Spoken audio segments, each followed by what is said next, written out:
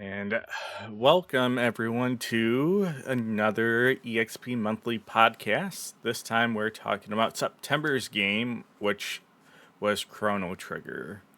And this week I am joined with Blue, Pixel, MsMoon, and Shadow 815X. So, kind of our plan for discussion Chrono Trigger is we'll all kind of give our uh, thoughts and background with the game, and after everyone kind of says their piece on that, we'll kind of work through the game's narrative and story, talk about mechanics, narrative beats, and everything as we kind of go on and see where that takes us. So to start with myself,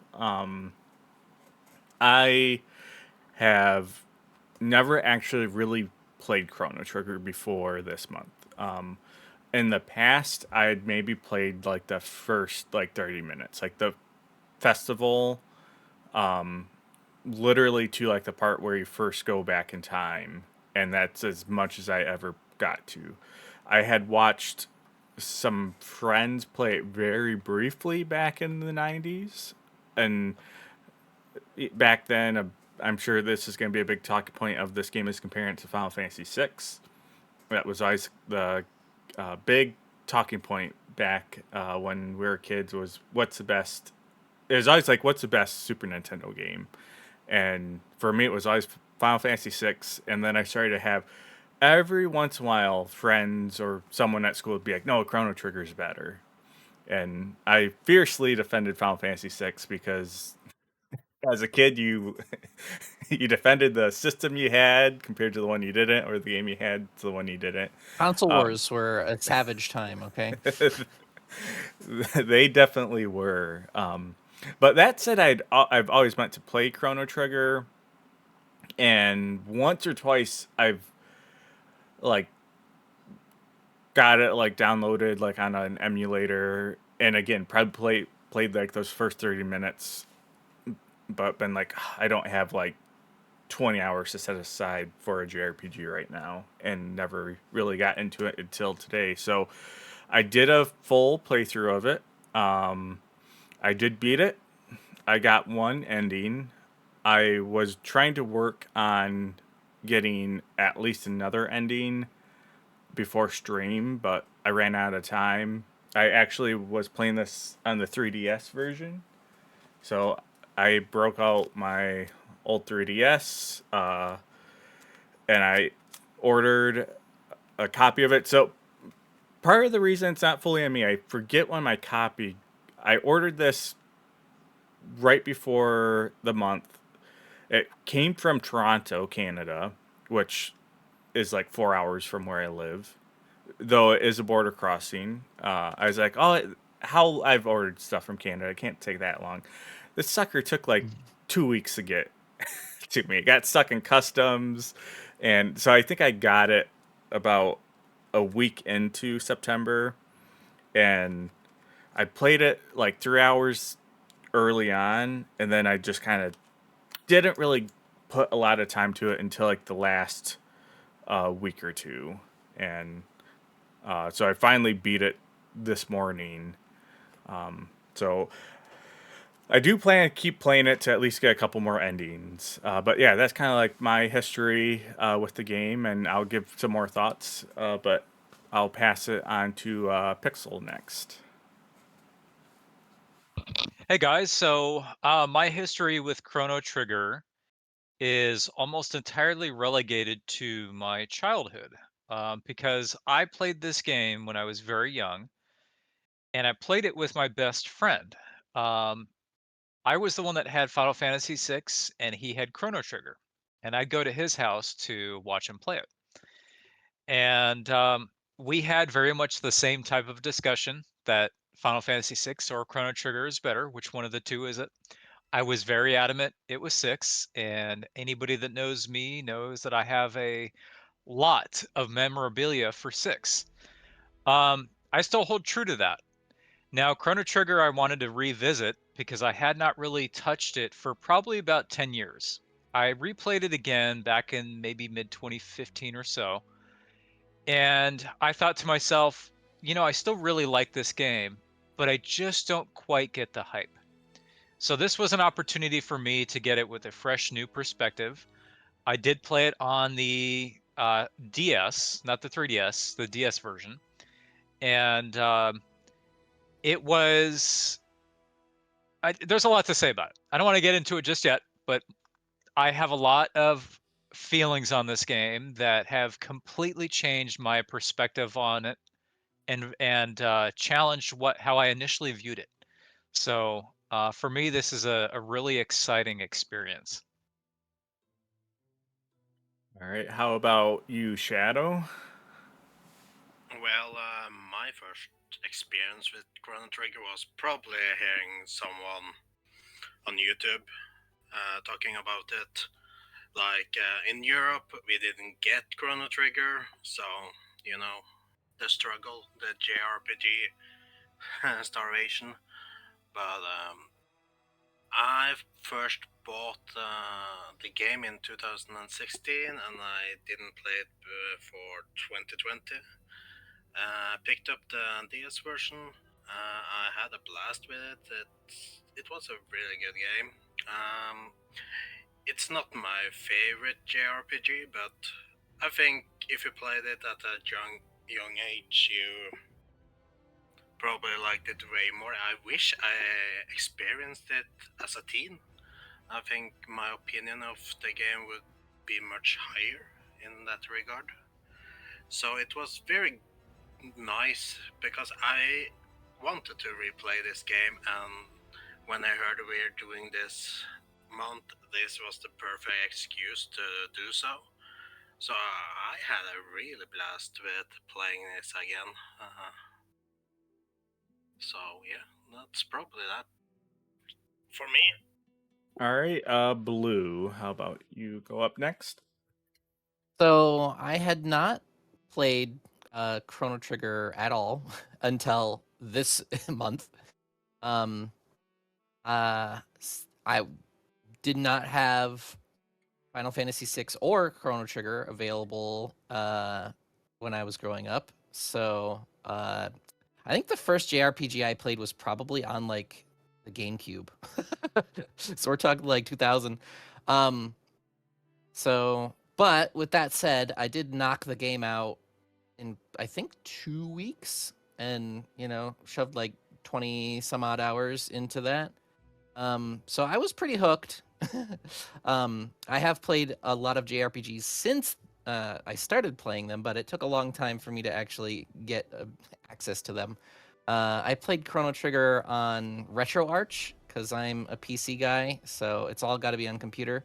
But it was essentially the DS version of the game, just on the computer.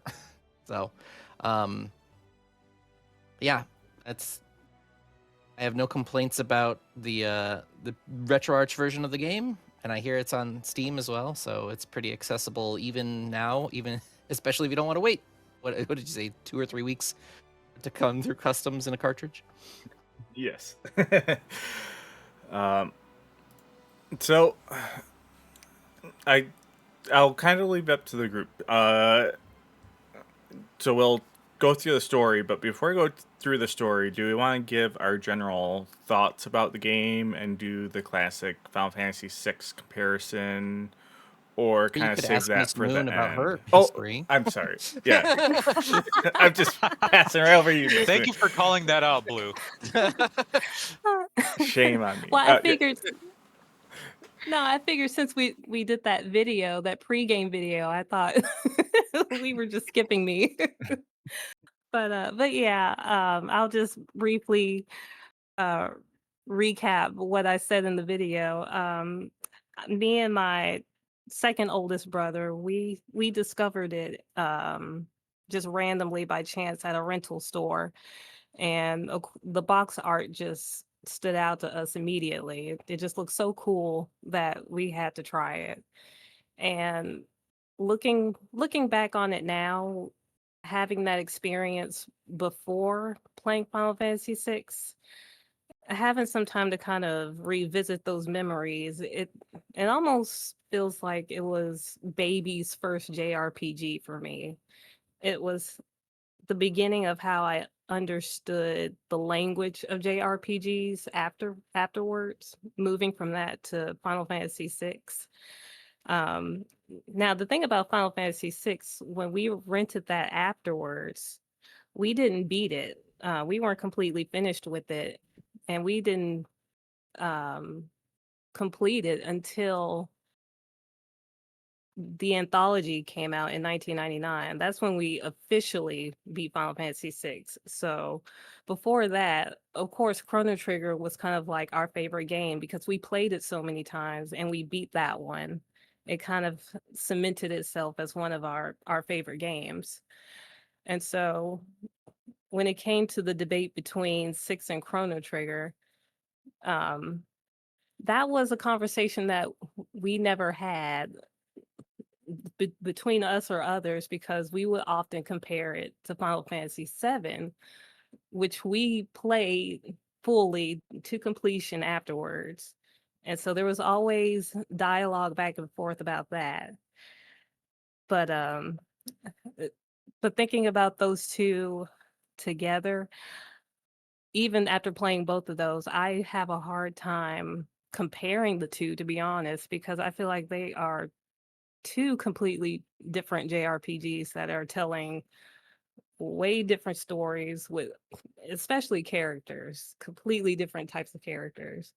So for me, that debate was always a hard one for me to engage in. But to conclude, Chrono Trigger has a special place in my heart, and it is high on my list as one of my favorite JRPGs. But there are certainly others that I would place above it, but it's definitely high on that list. All right. One thing I did pick up playing this was, and of course, a lot of the same characters or developers are involved with Chrono Trigger and Final Fantasy 6 and 7. But even there's a lot of aspects in the game where I'm just like, I see a lot of reflections of Final Fantasy 6 and 7. Again, not to go too far. I'm blank. What's a big bad guy's name?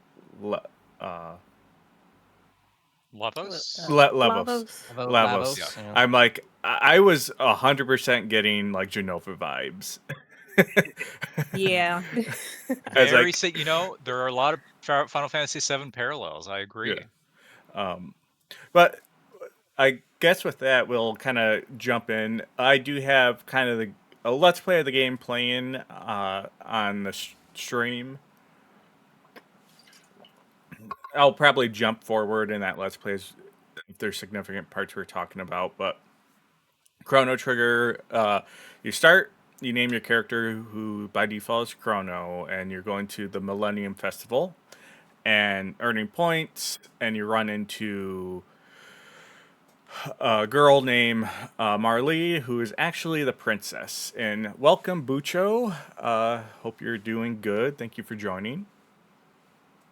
And this was the part, I played before. Anytime anyone's ever talking about the game, you already seen clips of this part. When I was first playing this, because it had been so long since I'd played it, I was thinking, like, this takes forever to get points. Because I was staying in that first zone where I was just betting on the race and you're trying to get the tickets, which I got lucky. I forgot I want to is one I what made me want to start taking notes. I think the first four guesses I got right, and it's just like instant. But then I realized no, it's not. But then I realized it's like, oh, you can go up and get points other ways. But anything anyone want to really bring up about the festival itself? I was curious when you're spending the tickets or points at the little haunted house area, like if those rewards had any significant impact. I only unlocked like one or two of them, and I was just like, this is gonna take so long. I gotta just trek on. I guess the only comment that I will make is that I spent an inordinately long time in the festival because I thought the game was like, there is a trigger somewhere in this festival that you have to go and find, make it happen. And I did not find it. Yeah, because you weren't able to So, get up to like the time machine area for a long time. I remember we were talking about. right. Um, Yes. So I spent a lot of time fighting the robot at the start and getting points and then doing the loop and being like, all right, I'm missing something, but I don't know what I'm missing.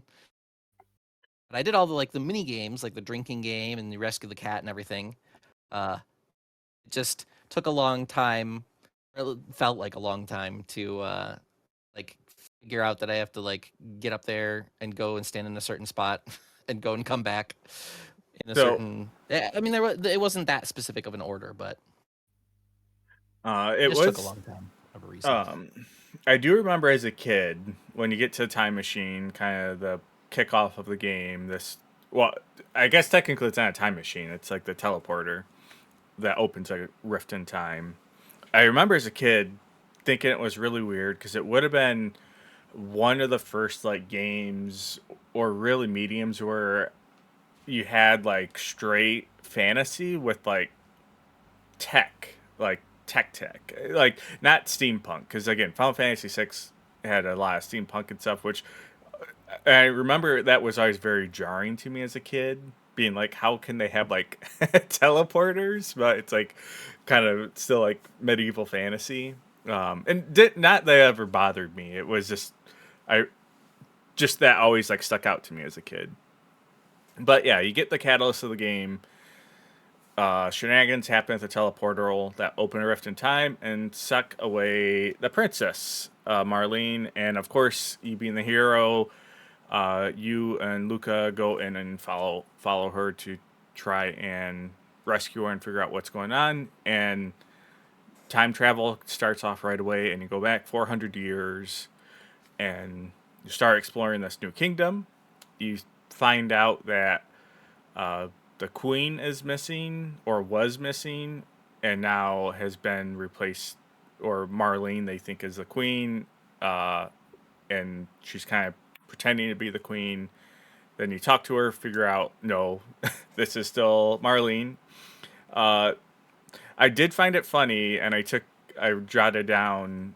You talk to her in the castle, and another rift opens up and sucks her away because you have kind of the Marty McFly situation where she's gonna fade out of existence if we don't rescue her descendant. And I did find it funny that you go in the queen's room and talk to her, and you come out, and I needed to rest and like because I think I'd taken damage and stuff, and I remember thinking, should I rest in the castle? Because at some point someone's gonna be like, where did the queen go? Like this guy just went in the chamber with the queen and she's disappeared again. Luckily, You the can't game. think about that stuff. That's too much logic. You can't. Yeah, the game does not punish you or anything. But I did also write down that. Oh, so yeah, I think you end up finding out there's the war going on with like the monster kingdom, and you end up rescuing the queen, uh, but you get put on trial. So I'm assuming there's a lot of different outcomes to this trial. I got 3 years. I don't know if that's good or bad. I did write down my notes that I thought the king was kind of a dick. I'm like, we rescued everyone. Everything came out safe. I also did write down because this is when you go back in time with Marlene, um, that a lot of the Marlene's dialogue with her dad, which I understand. I don't know how old the characters actually are supposed to be in this game. I assume they're like 18 or so, but it was coming off early on as a little worried. It was coming off a little bit young adult novel. It is very much like Dad, let me go out, hang out with my friends. Vibes are coming off. But yeah, I guess what was everyone's experience with the trial? Because I do believe there's different outcomes you can get. Um, or correct me if I'm I wrong on think that. I think you can get different verdicts, like guilty, not guilty. The numbers can change, but ultimately, because the chancellor just has it in for you, it's always going to end up as a guilty verdict. Yeah. Although I've seen online somewhere that it is possible to get a not guilty verdict, but you're still going to be executed anyway because the chancellor wants you gone. But Yeah, because that's what no, happened with me. I got 3 not guilties and 3, or I got 4 not guilties and 3 guilties, but then they still gave me 3 years. And then the chancellor, yeah. after they get you like in the prison, he's telling the warden, he's like, actually execute him like tomorrow. And I'm like, what is this justice I remember system? that was kind of funny because I only got 3 days. I think I was like 5-1. It was 5 not guilty, 1 guilty. And they're like, "I will just you just need to go into for like 3 days." And then you get there and I'm like, "Okay, whatever, 3 days. I guess I just spend some time and then it's like, "No, we're going to execute you." I'm like, "That's a bit jarring, don't you think?" We went from slap on the wrist to execution pretty quick here. Yeah. I knew how this was going to go down. So at the fair, I ate that old man's lunch twice. I'm like, I'm just going to commit all the crimes. I know where this is going. And that's where the game's tricky Like because the opposite of Minority Report. I ate the old man's lunch because I'm like, this is a JRPG, food on the table. This is every JRPG is communism. If there's a chest or food on a table, it's anyone's. Because when that came up in the trial, I was just like that. Like I was just like, that's bullshit. That food was out on the festival table, free grabs. Yeah, That's a good point. there are definitely certain criteria you have to fulfill at the fair. One of them being that when Marl wants to pull you aside and look at the candy, you have to wait for her. You cannot run away. You just have to wait. One of them is obviously don't eat the lunch. Um, and there are a few other things at The the cat, fair that rescuing the yeah, the cat cat. as well. Yep. Yeah, that's right. So You have you to do have to go talk to to the cat, Marl and when you initially interact with her, right? And you right, Instead of going can't to try and the sell her thing that she pendant. drops. I Right. think Yeah. right. because Yeah, that you one can't, guy and then keeps asking, he's like, yep, try and get the. you have to refuse it. Yeah. Yep. Now the thing is, there is no difference in the outcome. You are guilty regardless of that. So you still do get thrown in jail, and you can either choose to wait there for a few days or go attack the guards, but either way you're guilty. So yeah, I broke out because so part early on in my playthrough I was not using a guide. Later on I was just because I I normally wouldn't, but just with like the deadline of trying to get this done in a month, I was just like, I gotta have some direction. 'Cause for the most part, the game points you where to go. But there's a few times I'm like, I could see, especially if you set this game down for like a week or two, of being like, oh god, where do I go? Especially Where like, was I going? What was I doing? There's 4 timelines here. I have no idea what's happening. but when I was scrolling through the guide after I did that part, I did see, yeah, you could like wait and Luca will eventually come and try and rescue you, or you can kind of break out yourself. And I definitely was taking stuff matters into my own hands.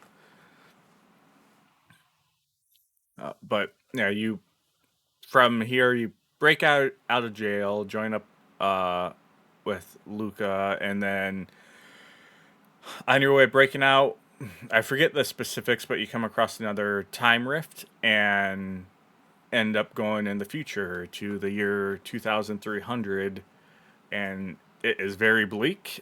The world is in ruin. You can clearly tell society advanced to these like future cities and domes, but everything's crumbling. Everyone is the few people you come across are like starving. I did know it gave me very Terminator vibes, like Terminator, Yeah. one, like the future scenes. I'm trying to read some of my notes on this. When I first got there, I was wondering if I was in the past or the future because it doesn't tell you right away. Because I wrote down my notes. I wonder if this is the past and it's tricking us, but it does quickly let you know it's the future. Um, I did write. So my worries about the game being straight young adult novel just like went away. This still isn't like the clearly this isn't like a grim or dark game, but it does have some heavy moments. And I did think one of the heavy moments is like one of the first domes you come across, you find people starving, and they're talking about there's this area under the dome that has all this food and storage, and there's a wife and her child. Their dad went down there to try and get like the food. You go down there, you end up like defeating this big robot. You get in the storage, and all the food is rotted, and the dad is dead except for a single seed. And I just wrote down, it's just like, this is a little bit dark.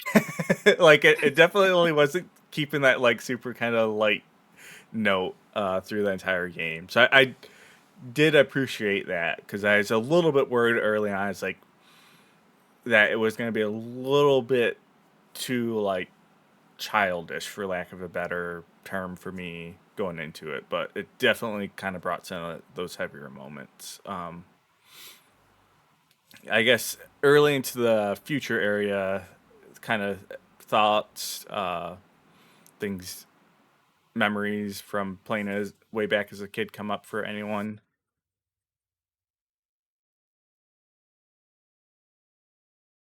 How about you, So Shadow? Well, I didn't play it as a kid, but Robo is one of my favorite characters in this game after Frog. Well, Cannot let's tell let's be fair, Shadow. We're just to make us all feel old. 2016 is so long ago. You might as well have been a kid. Yeah, true. We're getting old. I did write down. This is a very minor annoyance, and it's not just true for JRPGs. But when I was getting loot from battles, one thing I do kind of always kind of hate is when games have different names for items, because I'm picking up like Athena water, and then like uh, like when there's like unique names. So I'm so early on in the game, it's like I'm constantly pausing, being like, all right, what does this item do? Like when it's just not like potion or ether, like some of the generic ones, which this game does use as well.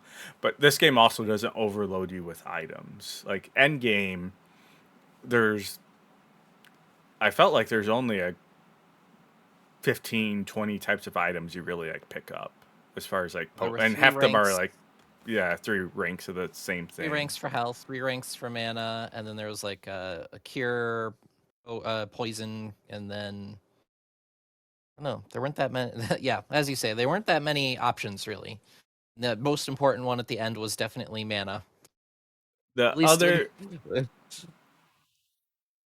I do know it was, this was more of a staple of times with gaming, but playing a 90s game. The type of person when I'm playing like a game like this, especially like an RPG, I like to know the nuts and bolts of the stats and like how stuff is gonna like play out. And like when you started getting like the strength capsules and stuff, I was just like, all right, is this good for anyone? So it took me a little bit to also kind of figure out like what do the stats do, what how is the game calculating damage? Because I think I wrote down like Chrono at my time had an attack of 37, but he was doing 40 through 80 damage and 160 damage on a crit. And it's just like, where are these numbers coming from? 1-to-1. Yeah, yeah. But yeah, you continue on. You do. Uh, what was I writing here?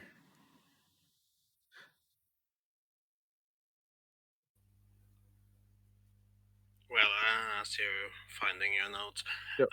since we're at item discussion, what I wish was more of the game was more weapons and armors.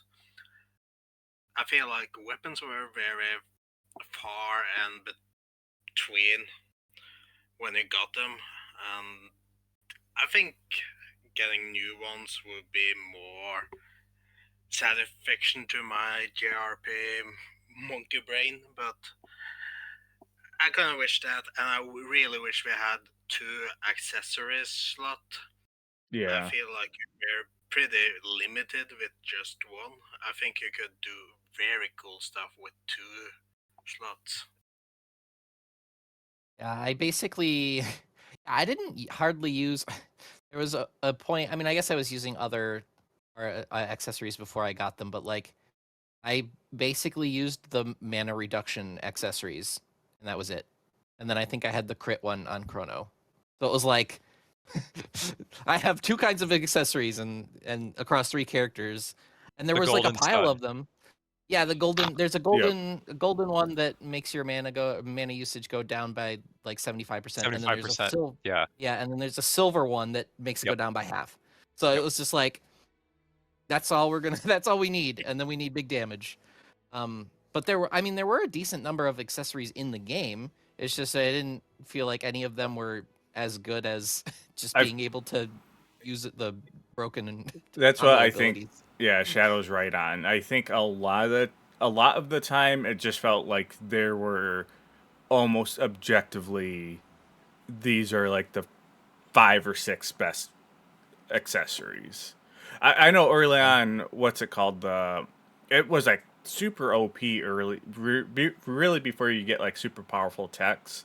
But the 50% chance to auto attack when you're hit, I had that in Oh yeah, Chrono for Oh like yeah.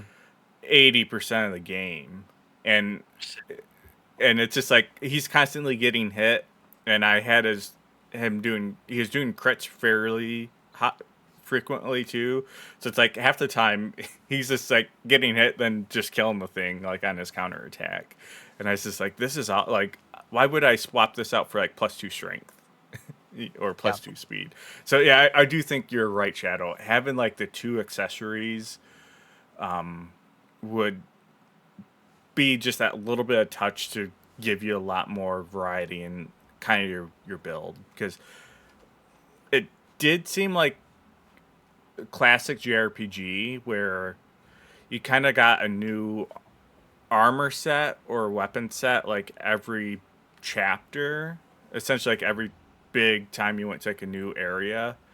But what I didn't necessarily like about it in this game, and again this is kind of classic JRPG, is it's almost always it's just a plain upgrade. I always kind of appreciate when I can get like 2 swords for Chrono, and one might make his magic better, one might make his attack better, and they're both viable. But it's like, what type of build are you trying to go with right now? Compared to, and there was some of that at times, especially I think with the relics or accessories. But yeah, I do think it would have been a little bit more fun to have some customization compared to it's like, oh, I got the new armor set, toss it on. I when we were in one of those domes, Marlene did. When you get to the supercomputer, remember Marlene just instantly pushed the button, and I wrote in my notes like, maybe I should not be bringing this girl around with me. It's like we're in the far future at a supercomputer, and you just willy nilly just push the button. It's just like Come it's on. like, you're gonna get us killed. Yes. Um, I did. You get to the point when you find out about Lavos, um, and see how the world essentially like ended in the year 1999. And when they asked you to help, my honest to God answer was no. It's like, this is Above 999 my years pay in the grade. future, not my problem. Like, I'll bring this information back to me and be like, hey, you have a millennia to prep for this. Here's what's coming. But I am I am an not signing up. 18-year-old person, probably not the most qualified. If I have kids and they have kids and they have kids and they have kids, all of them are going to be long dead before this event happens. But Kids are always the saviors in these types of stories. They're the only ones that can do it, not the adults.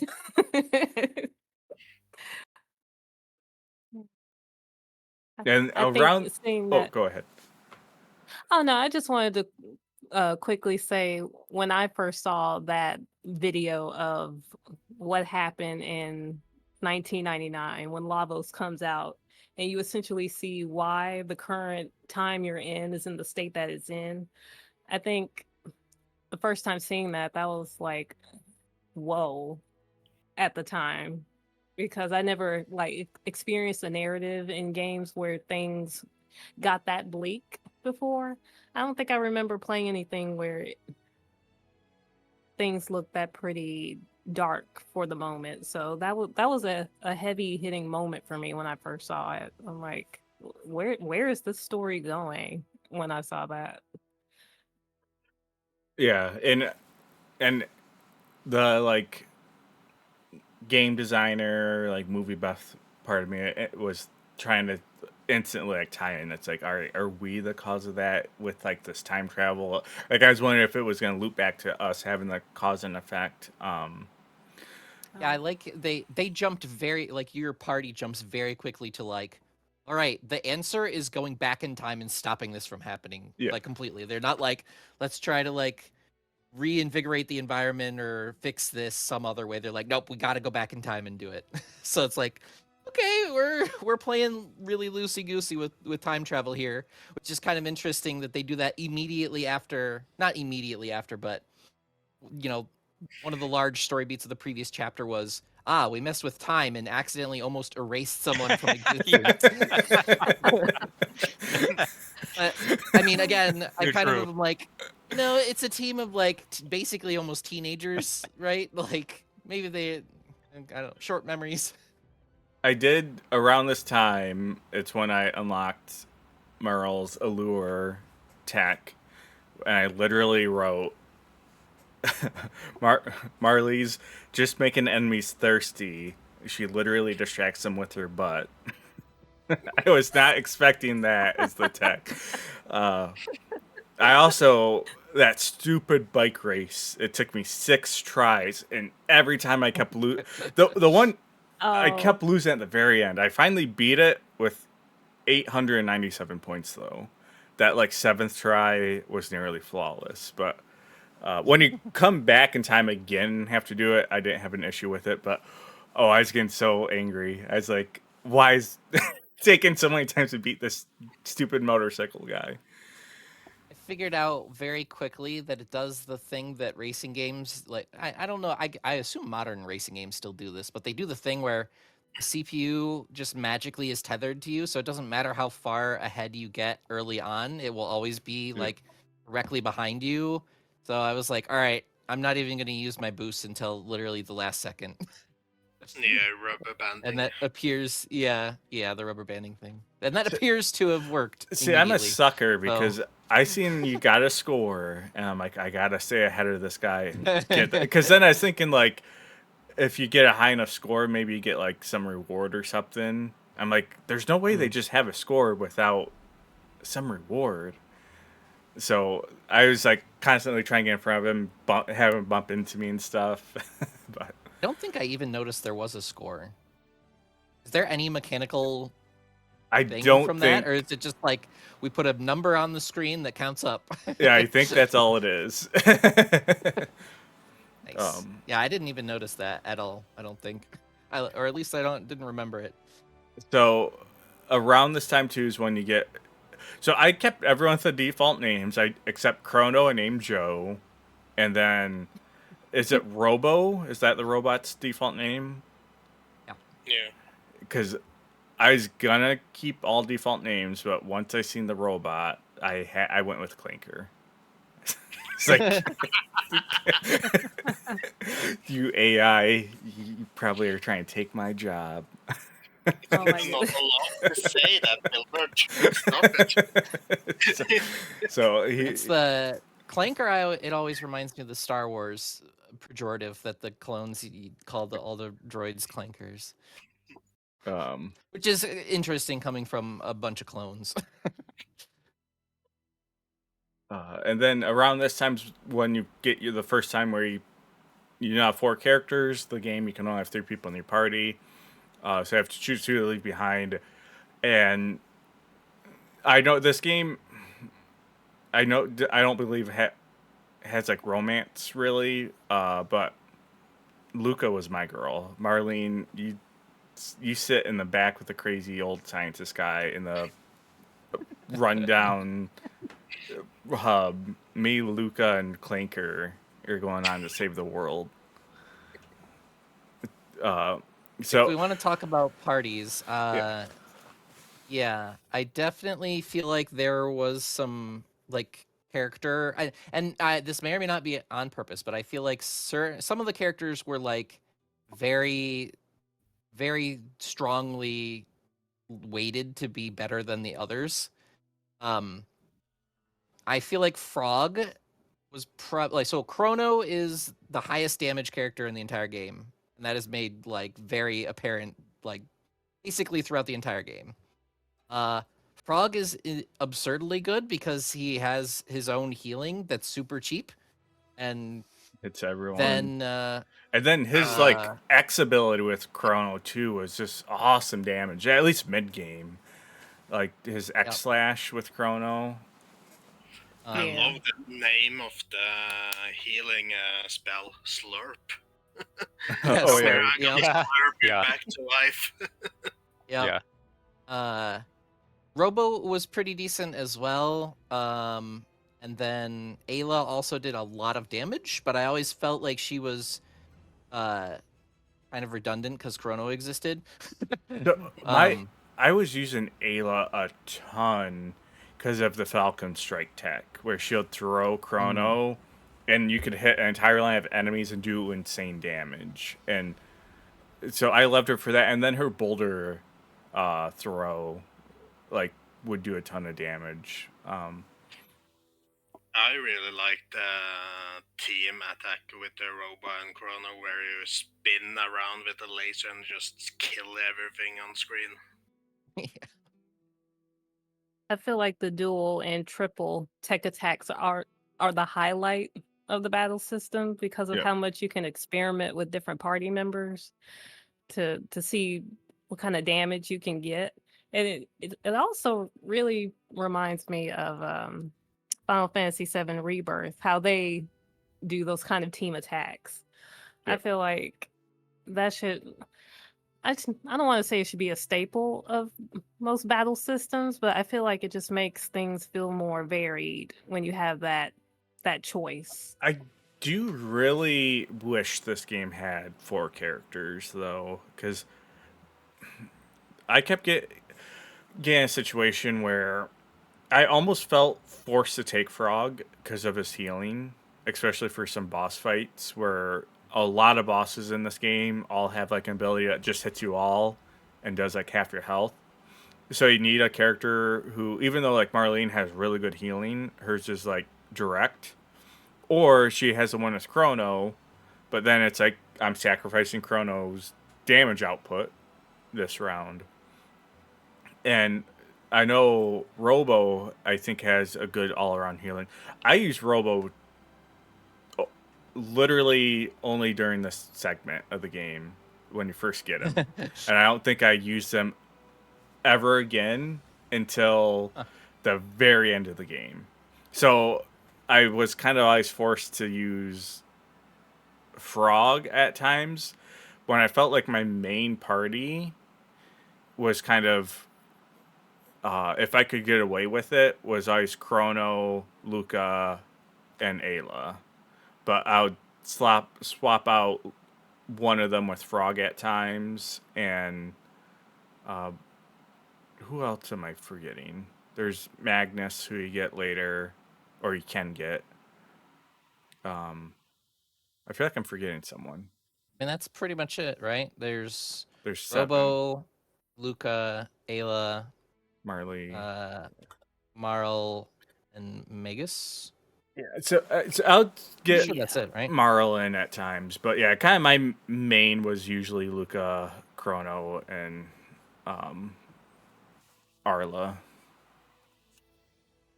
with Frog coming in and out. See, for me, Robo went into the party and he almost never left the party. I did experiment a little bit, but I was like, no, I feel like and I don't know, again, from my perspective, in terms of like, and this kind of is related to the way the characters are, the difficulty of the game seemed fairly low. But I also acknowledge that normally my party was Chrono, Robo, and the third slot was kind of either Frog or sometimes Luca. I tried Marl out for like in the mid game, and I was like, so you don't do any damage, and you only have a single target heal, so you're just a worse. so it's just worse than Robo in all ways. And that's what I was kind of seeing. There's 1 or 2 fights that a couple of boss fights I thought were hard, kind of like mid to late game. And so I was kind of looking, and essentially every recommendation was Robo, Frog, Chrono. Yeah. Seemed like kind of like the generic strongest party. I don't know how true that is or what everyone's thoughts is on that. But that kind of annoyed me because I was like, I'm not putting that clinker. I'm not giving him work. And Frog, I was an idiot, so I didn't really use Frog much. I didn't use Frog until the very end of the game, really, because I never unlocked his magic. I missed the part where you take in the end of time. So I didn't get Frog his magic until like the end of the game. Yeah, that would change things. So I didn't get him magic until you go to Death's Peak or whatever it was, because that's where it unlocked the TP to get his heal ability. Because I was just like, I need an all around heal that isn't Marl, and I'm not using that robot. I don't know why. I just instantly was just like, I don't like this character. He's not playing.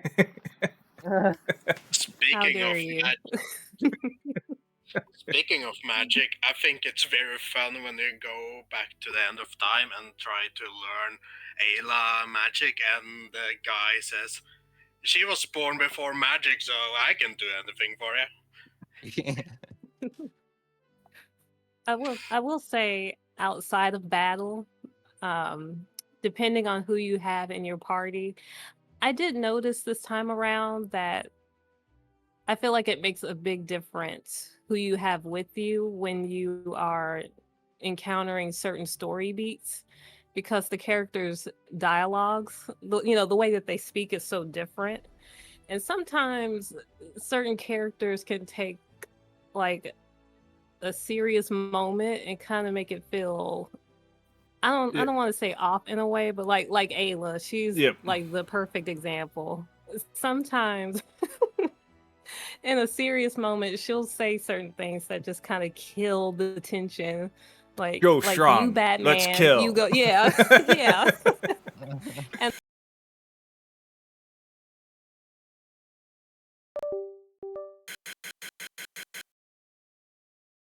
I had Ayla in my party for a large portion of the game, and I did that because I used her as a stealing character, or I should say charming character. So I took a lot of equipment from a lot of bosses, and it was great. I was able to get a lot of golden studs and a lot of items that way, but it did kind of kill some certain story beats for that exact reason. It was like, Chrono, kill!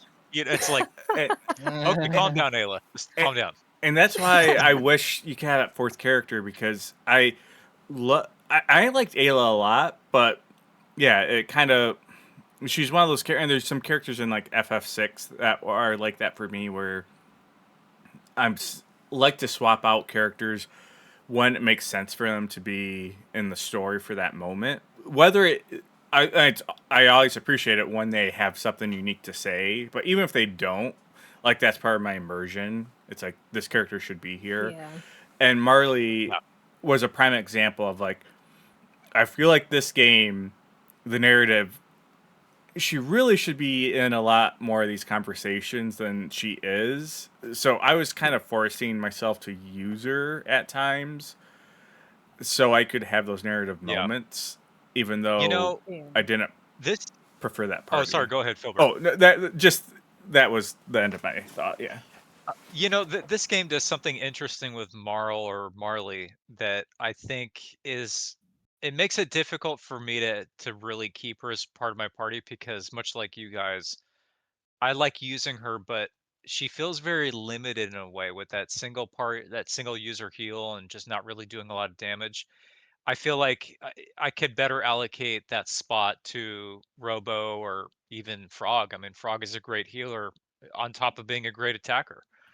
And I would like to have her more for those narrative story beats, but she kind of suffers from the opposite problem that Eris has, where Eris is this extremely relevant character, but is also extremely strong in battle. I mean, she Yep. can make her characters invincible with her limit break.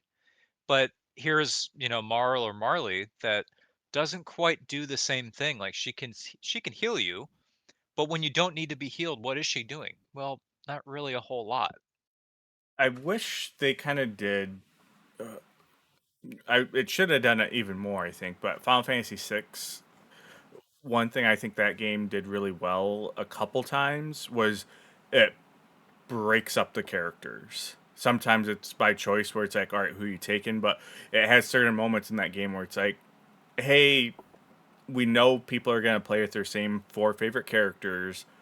So we're going to separate people into like two or three groups and you do these story beats and storylines. I think this game needed that to Hmm. really give characters more of the spotlight. Because I think that's probably one of my bigger criticisms when it comes to the narrative is not having characters in points I want them to be in and talking, uh, because it's just like it's gonna make the fight so much harder or maybe like impossible unless if I go grind a bunch Yeah. and come back. I think Marl's character should have been um she should have been in the party no matter what. Without jumping too far ahead into the plot, she should have been there from the get-go when Chrono comes back. Cuz I feel like with her in the party and seeing him come back to life, I think she has like the biggest reaction out of all the party members that And you I have the did option to not have. have her during that You part. did. Oh, hers is the most impactful, and I feel like Yeah, she should definitely. have been like hard coded Right. into that spot, And and Yeah. you pick whoever the third person was going to be. But yeah, it's and just moments like that.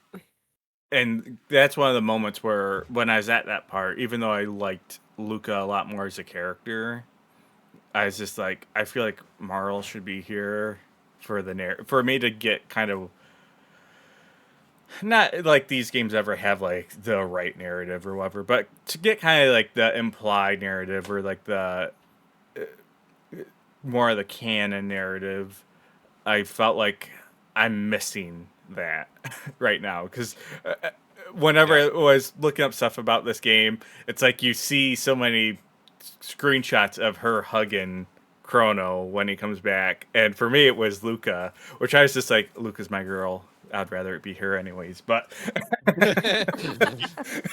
but I still like I was really interested, and I'll have to go back and watch to see what Marl says in that instance because I knew I probably missed like a big aspect of the story because of that.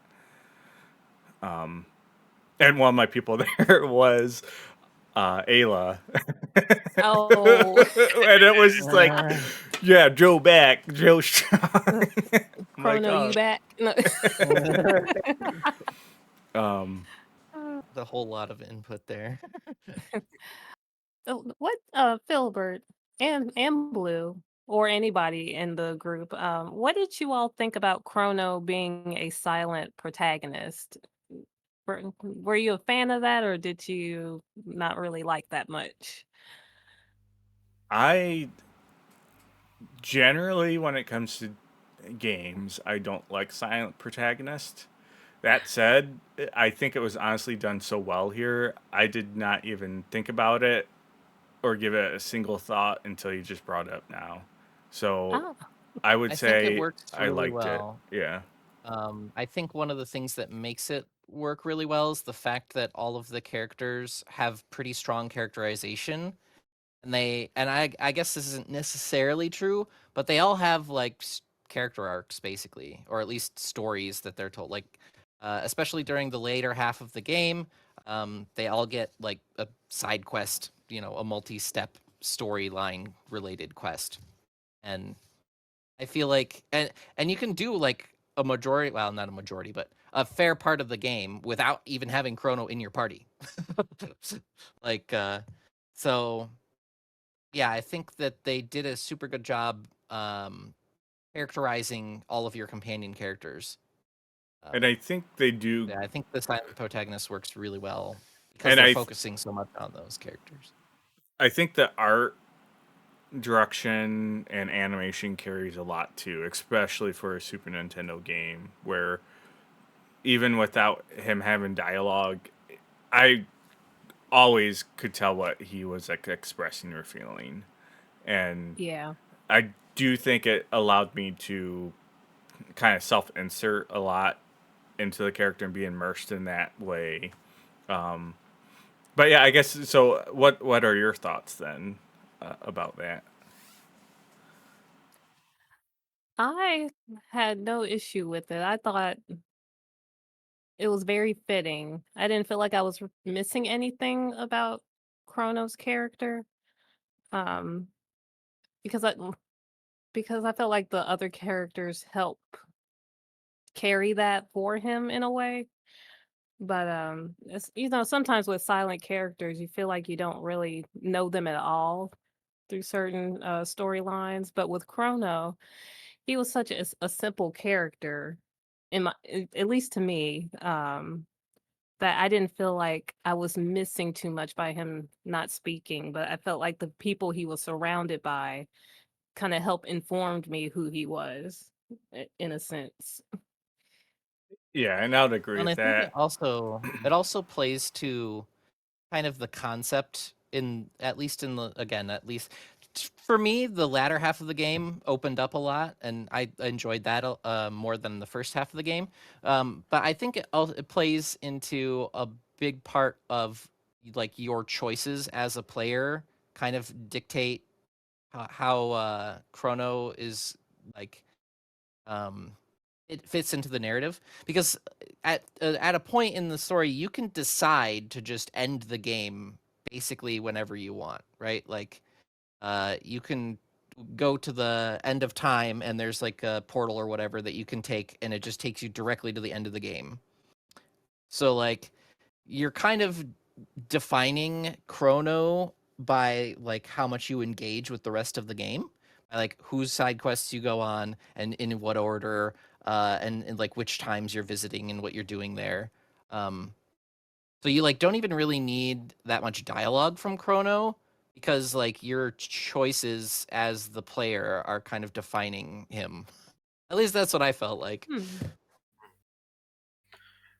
Just to bump in, I generally dislike silent protagonists. I rarely call them characters at all, but in this instant, with everything that has been said already, and I want to also say that the story is very easy compared to a JRPG. That it's not very complex. So since the story is so easy, it's kind of make up for not having a protagonist that's a character, if that makes sense. Yep. Um, so I guess to kind of continue the narrative on, you end up going to the end of time, where you meet an old man. He kind of teaches you. You end up learning magic, and then you uh, what is the next? Do you go to 600 AD or is it Yeah, it's 600 after that. yeah? And you run into like the monsters. Um, find out their society is full of a bunch of assholes too. At least that's what I had in my notes. Like that town you're in, they're all just like jerks to you. Um, I did get my first game over in this point. Uh, I wrote down I was cocky and I didn't heal up at the save point because I got to the save point and it's just like I don't need a heal and I forget what there must have been a boss fight or something that killed me. Um, then at some point so yeah, this is when you're in 1000 AD and you're trying to get from the one continent where the monster town is back to your continent, and you travel through a whirlpool. And I did have in my notes like how confident were like we just like go in this mountain, jump in this pool, and come out in a whirlpool on the other side of the ocean as just like this is a crazy leap of faith we're just taking. I also had notes for Luca to clean up her house because when you go in her house, it is just books all over the floor. Uh, Don't get me started on that house. There's things to say about it. well, Oh, there's giant, things to please, say about it in Chrono Cross too. please chime Exactly. in. um, this was around the time I started to use the guide because you did need because I like when you get to the bridge, yeah, because this is still 600 AD because the guys are like fighting on the bridge, they're like starving, but I finally looked up. It's like you had to go to the bridge, go to the kitchen, and then back to the bridge, and make sure you had like the cooking supplies. So this is when there's aspects of the game where it's like you need to kind of hit some stuff in order to get the story to trigger and go forward. And I don't think that's a bad thing, but this is where I did appreciate a guide because it's just like I could see adding a lot more time when you're kind of having to really talk to everyone, and I'm sure there'd be a little bit more backtracking. Because that's the first point where you can actually travel. Or can you go back to the end of time at that point? I don't remember if you can get back there or not at that point. If you can, you might not be able to, It but you adds a might. lot of Yeah. things. Yeah. I did write down it was cool to see there were some dynamic aspects to fights, which I think you still don't even see often in a lot of like modern JRPGs or RPGs, where you're fighting those like ogre guys who have like the big hammers, and when they have their Mm-hmm. hammers, you can't do a lot of damage to them. But if you hit them with fire, they lose their hammers, and you can do damage to them. And uh, that is like the one off the top of my head. But there are other creatures like that where The you could like dinosaurs are weak to electricity. yeah hit them with electricity and make them weak. What else? Let me pull up that guide so I can just follow along with the timeline.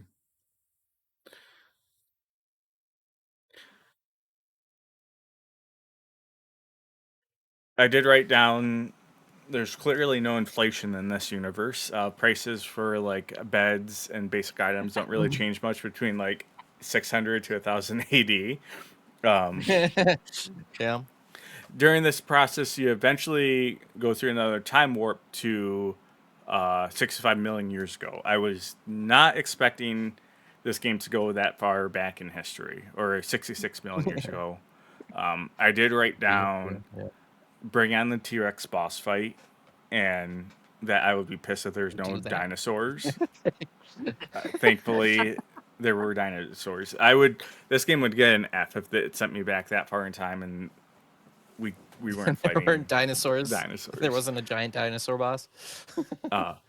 The cave dance when you that music. It's like one of those songs I've heard 1,000 times. Did not know it was from Chrono Trigger, and as soon as I heard it, I was just like, "Oh my god, this song! This is where it's from." Do you remember hearing it at the festival too? Yep. uh,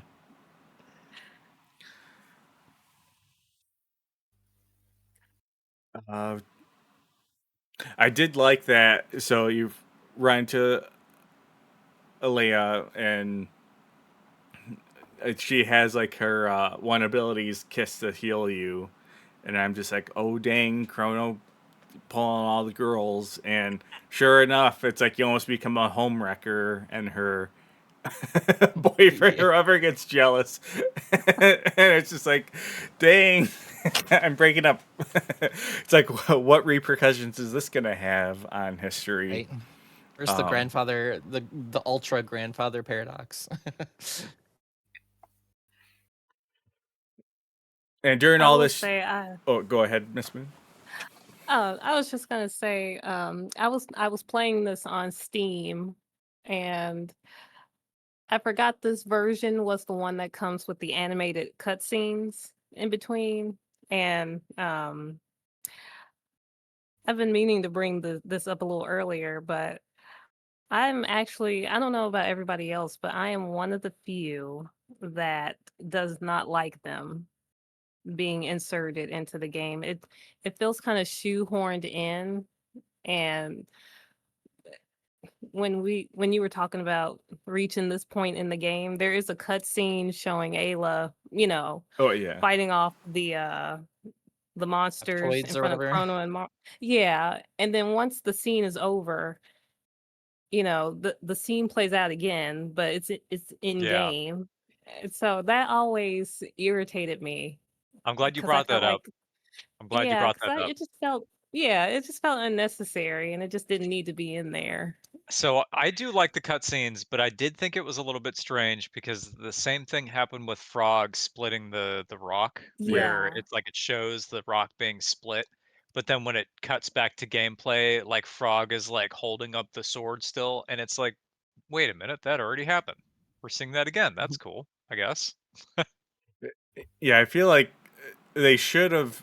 If they're gonna have those in, they need to take the pixel art ones out. I feel like they were afraid of people probably being like, "You can't take anything out of some fans," because I did find that jarring too. It's like, all right, why am I watching like the same thing happen yeah, twice?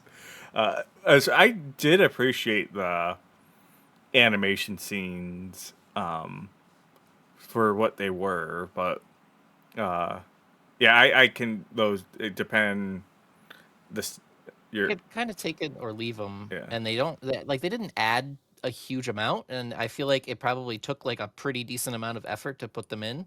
So it's like, yeah, you probably could have spent your time better. It's interesting to think about because when they were first introduced, they were during the PS1 era when they were ported.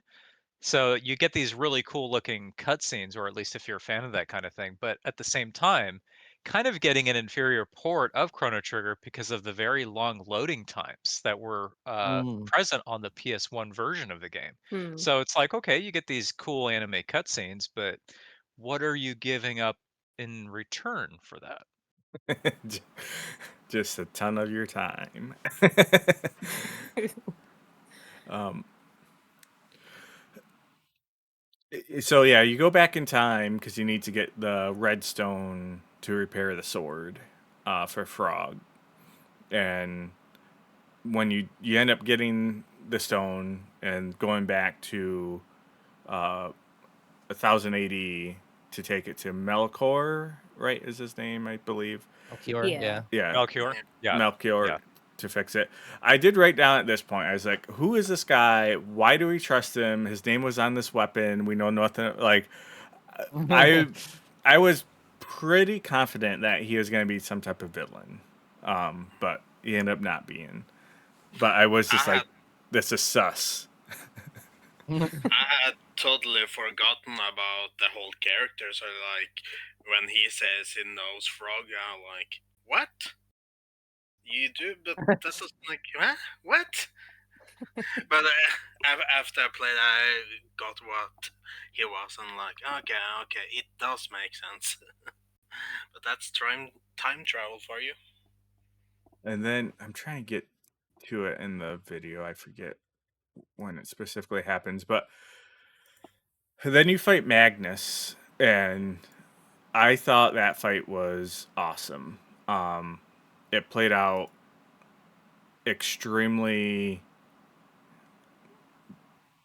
like, narratively, it was like perfect for me. Uh, it was a perfect like length of time. I had characters going up and down, getting them back up, and that fight is like JRPG combat at its best for me. And I wrote that down in my notes. I like almost lost at the very end, and as a kid, and I feel like in a lot of retro gaming communities, I'm a little bit of a black sheep, like because of this. I really enjoyed JRPGs. Like Final Fantasy VI is still like one of my favorite games of all time. As I've got older, I just like don't have the patience for them, and Mm. it's really hard for me to play and complete a JRPG, especially like the modern ones when they come out. A lot of times I try them, and I just end up just not enjoying them because of the combat. A lot of times, if I do play them, even like this game, it's a narrative that's pulling like 80% of the load compared to the combat. Mm. But that said, this fight is like one of those moments where I was having a ton of fun, super satisfying in the way it played out mechanically for me. That's the one where you hit him with or he casts a spell and he's only weak to the type of magic that he just cast, right? And it Yeah, rotates like Yeah. every couple of yeah, turns. and So you have to make sure that you have some magic coverage. and then he does like the counter attacks or something, or like every time you hit him too. But yeah, I thought it was a really good boss fight, really interesting, and a lot of the boss fights in this, not all of them, but many of them did a very good job at having really interesting mechanics that played different. There's a couple though I hated. Yeah. I remember my first playthrough of the game, and the Magnus fight gave me some trouble actually. But this time around, I managed to do it pretty clean. But that was the fight I remember the most. Like, I wonder how this goes the second time I'm playing this game. But luckily, it's it went pretty well, and it's a pretty cool fight. Like the build up and pentagram or a magic circle on the ground. It's a very good vibe. You feel like Yeah.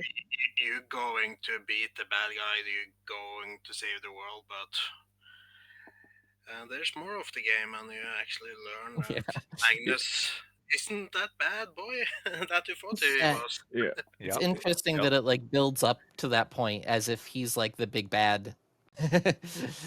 yeah. I wrote down after you beat him. I was just like, wait, are we? Did we? I wrote down shit. Did we make things worse? Question mark. And then I wrote down when the meteor comes. Meteors, dinosaurs' greatest weakness. But yeah, it definitely had like the build up of this is like gonna be the climax, like kind of false climax of the game. Playing through it, I think even if I was playing through as a kid, it would be too quick to like actually believe it was like the ending. But narratively, though, I it worked, and it works a lot better for reasons later in the game. And it was That's interesting that Asla like did have honor, like the reptile guy, like he was wanting you to like, take care of the planet since like the reptiles lost, and even Alia tries to like save him, but he's just like no, just like leave me for dead. and this is also when Lavos comes, hits the planet, causes a 65 million year ice age that's going on until 12,000 BC. But you essentially learn that from this point and a little bit later into the game that this entity is almost like Lovecraftian, but is essentially like a Yes. parasite Yes. leeching off the Mm-hmm. planet. And I love that so much about Lava. That Lavos is not even so much like a final boss that you really want to fight. It's like a force. It's yep. more than that, you know. At least he feels like that to me. Um, and that's where I wrote down like definitely Final Fantasy VII vibes, meteor, alien coming to like siphon the planet away. It's like, is this Genova? Um, and then from here you go back to the year 2300. That seed that was planted sprouts. Um, I did know. I know you mentioned this earlier, MsMoon. Like, don't think too much into this. And I literally wrote, "Am I thinking too much into this?" You go back to that time spot, Yes. and time has now passed, so that seed has sprouted. So it's like you're not even traveling to like the same actual instances of time, because it's like we went back to that point, but time has now passed from that. So it's just like, what's going on with these time portals? Like, You do have a point there, actually. Wait a minute. It's just a tiny bit of fridge logic going on. uh, I let me keep going. So, uh, Yeah, so 12,000 BC is when it's all snowy, but there's yeah, like the floating cities, right? The yeah, it floating gave me islands. definitely old school D&D vibes with what was floating cities in classic D&D lore. Another no, I always forget what they're called. It's like Netherrealm or whatever, the floating cities. But it was giving me like that vibe. But yeah, you find out like in antiquity, it's like people were actually super advanced and they had these floating cities and continents with like kind of near future tech going on. And you find out the queen of this realm is like responsible for like a lot of this tech boom, but you learn that she's kind of going mad and she's drawn her power from essentially you later find out that it's from a machine connected to Lavos, and she's trying to open up this like ocean palace to awaken him to get like to become like immortal. And as you're kind of navigating all of this, you discover there's like a prophecy, which I will give the game a lot of credit. I hate prophecies when it comes to movies and video games. I think one of the laziest and most boring ways to like have a MacGuffin or something in a story. It's like, oh, there's a prophecy of something happening, and it's just like I just don't like it. So You're the there's chosen one. there's a prophet telling like this prophecy to the queen that she needs to do all this. And I remember thinking like, oh, this is stupid. This is a MacGuffin. Like, why are we doing this? But then you learn that it's Magnus, and he is essentially it's not spelled out, but he's lying to her because he wants her to resurrect Lavos so he can then kill Lavos. And I thought that was a very uh, well told aspect of the story and paid off very well. And you essentially meet baby or child Magnus, who was a kid during this time. I think his name was like Jonas or Janice. Janus. Janice. You talk to him, and and of course, as a creepy kid, he tells you that one of you's going to die horribly or something, and your Yep. character's like, what?" um. So, uh, but so I did find that was like very, uh, a very like fulfilled, like paid off in a very good way. I guess when we're kind of talking about this era of the game, people's thoughts. Well, in this era, we have my least favorite boss, and that's the Dalton guy, which spams like these iron balls Oh, yep, that cut I your HP hated in it. half. Yep. Oh, he was so annoying to fight. I hated that guy. And that That was like was one of those the moments where I'm like, I'm forced to bring Frog because it's like you just need yeah. someone who can just heal everyone, whether you want to or That not. was the one fight that I actually did some grinding for. Well, does that happen with so there's one fight where you fight one doll, and then there's another fight later on where you fight two dolls at the same time. And it Mhm. was the two doll fight where I had to actually grind. I didn't That was have to rough. grind, but I Yeah. chose to grind because I didn't want to change my party just to beat that one boss. And I'm like, I'll just like sit here and run up and down the stairs and kill everything on this. I remember there being like a vertical up and down elevator part. And I was like, oh, we'll just go up and down and kill a bunch of monsters and level up several times so I don't just get one-shotted by these guys. Dude, That was, that's so. Oh, sorry. go ahead. That's Dude, that was so funny you mentioned that because I did exactly the same thing. yeah. I thought like, just get some levels up. It's JRPG, just making my life easier when it gets to the final boss. They did give you great XP. I think it was like 1300 or something like that. It was like good amount of XP for that point of the game, so it really paid off.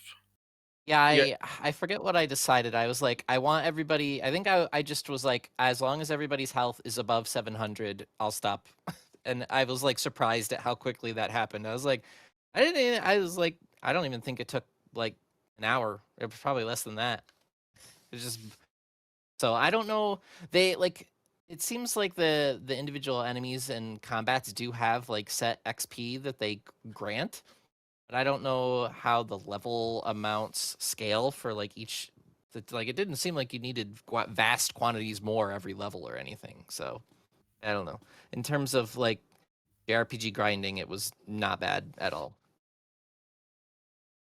I wanted to touch on something that Filbert mentioned earlier with Magus when he was talking about Queen Zeal and the Mammon Machine. When he was a child and he was known as Janus, I thought his story in particular was actually very well executed. Because when you were talking about that whole prophecy thing, Filbert, yep.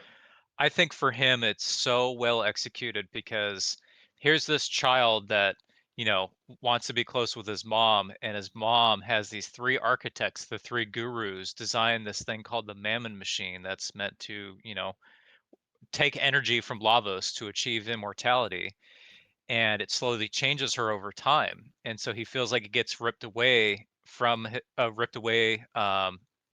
mom by Lavos, and then on top of that gets thrown into a dimensional vortex against his own will, completely unexpected, and therefore leads him to wanting to pursue Lavos and ultimately go after him. I actually thought that was extremely well crafted. I also think it's kind of neat that they have these little Easter eggs in the game where you have the name of the Mammon Machine literally just called Mammon Machine, and Mammon in the New Testament means greed. So if you take the wording there, that means greed machine. No, that's it. I didn't know that.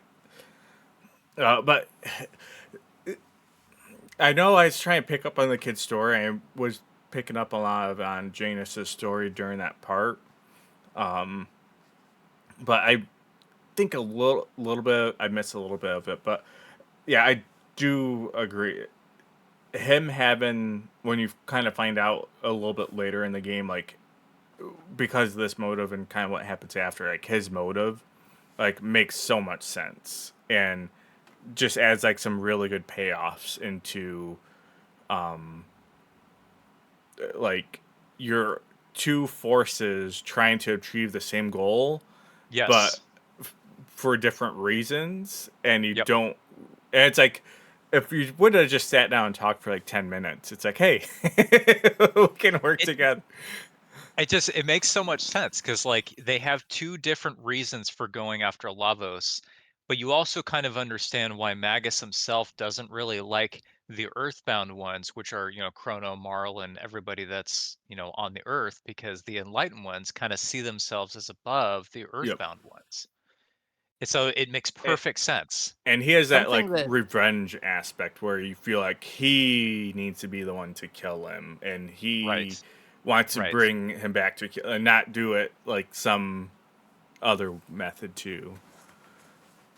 had a small amount of fridge logic at this, like in the 12,000 BC segment, because it's like supposedly the the queen and all of her fellow what are they called, like the ascended or whatever, um uh are like trying to reach immortality. I but and I guess some of this is like either A, they clearly don't understand the forces that they're interacting with, or B, the queen, it goes very crazy very fast. But like they're like if they even had like a cursory understanding of like, okay, this creature is siphoning like the energy of our planet, and that energy is clearly not unlimited. So how do we get from like we take some energy that this creature is siphoning from the planet and end up at we never die? Because at some point the energy of this planet is running out. Like Well, I think at that's least that was my thought. So it's like, what is the where I queen think it thinking at this gets point?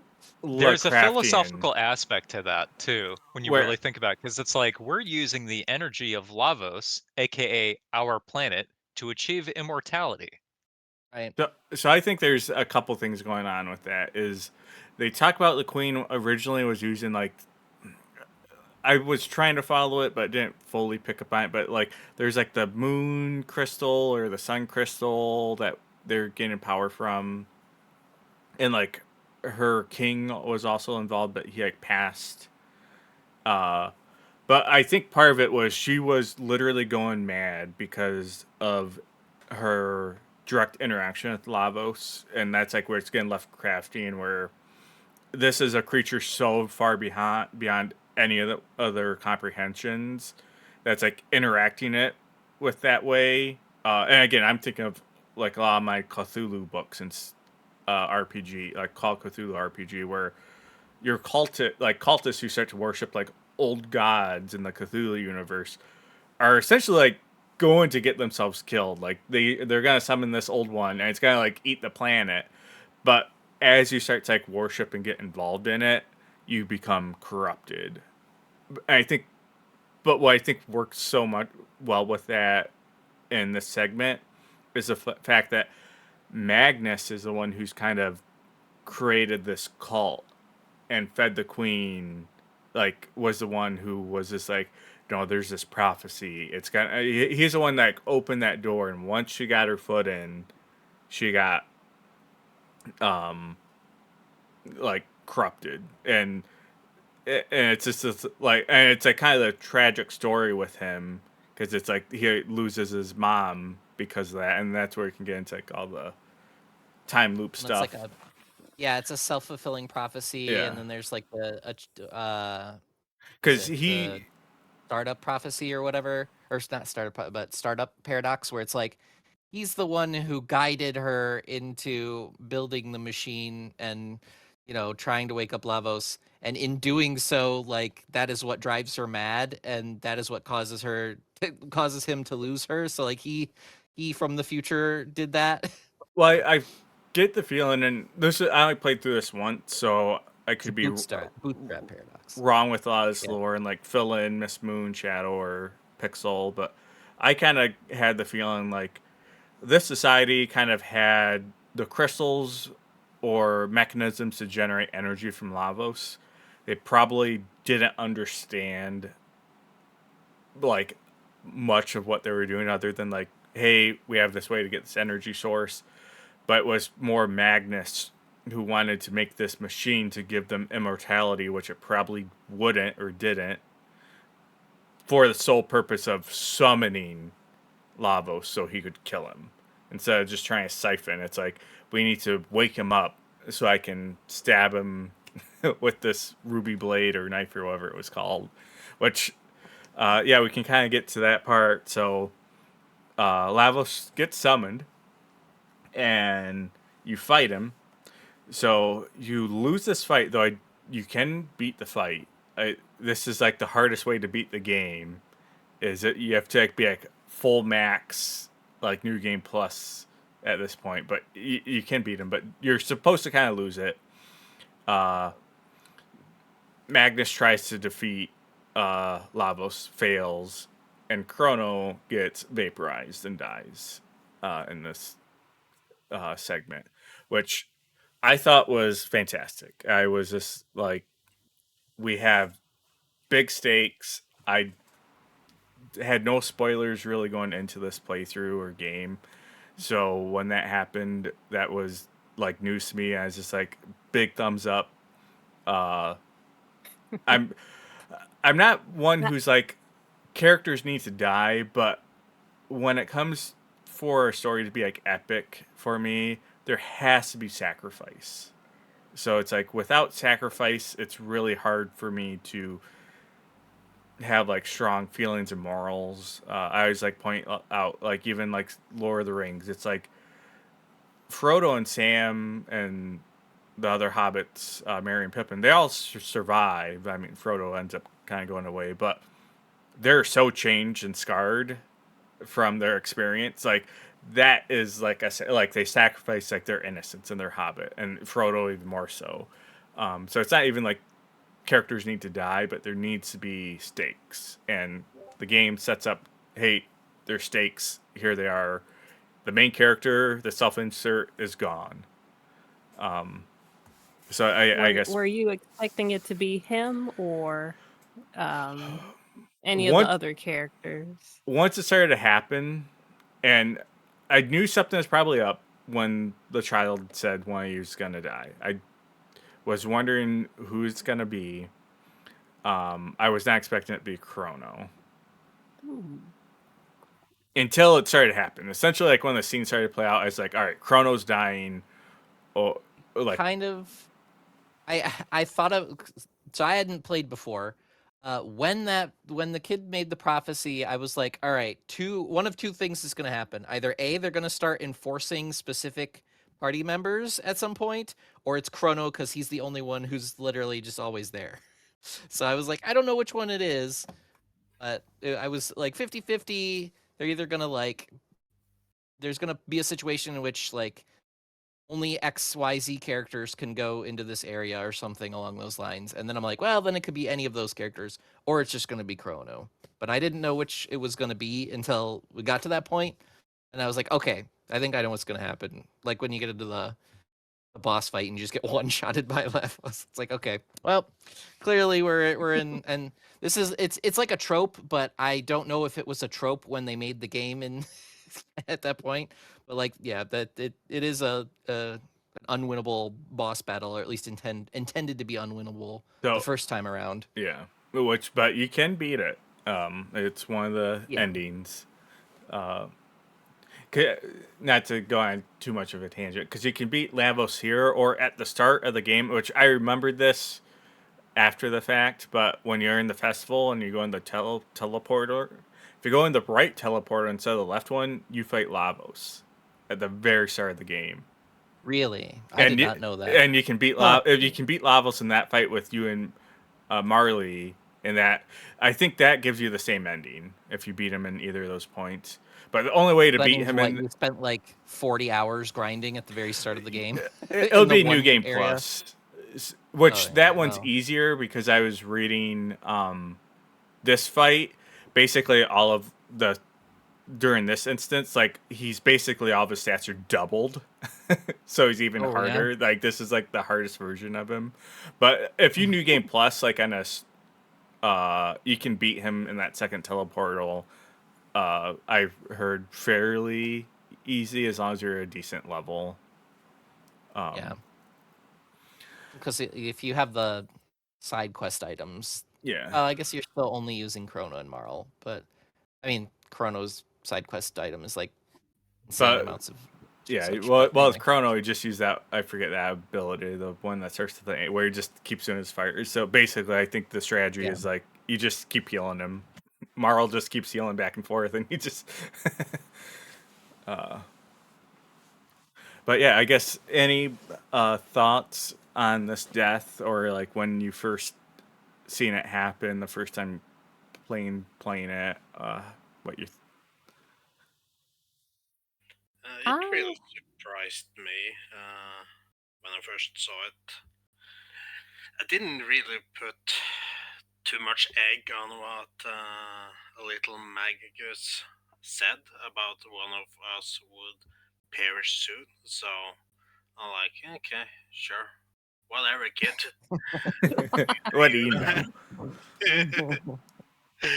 But seeing that, killing your protagonist like the main guy, that takes guts, and I really like the direction that, and I like to see the other characters grieving and taking it hard, and then there's opportunity to maybe bringing back and seeing the hope in them.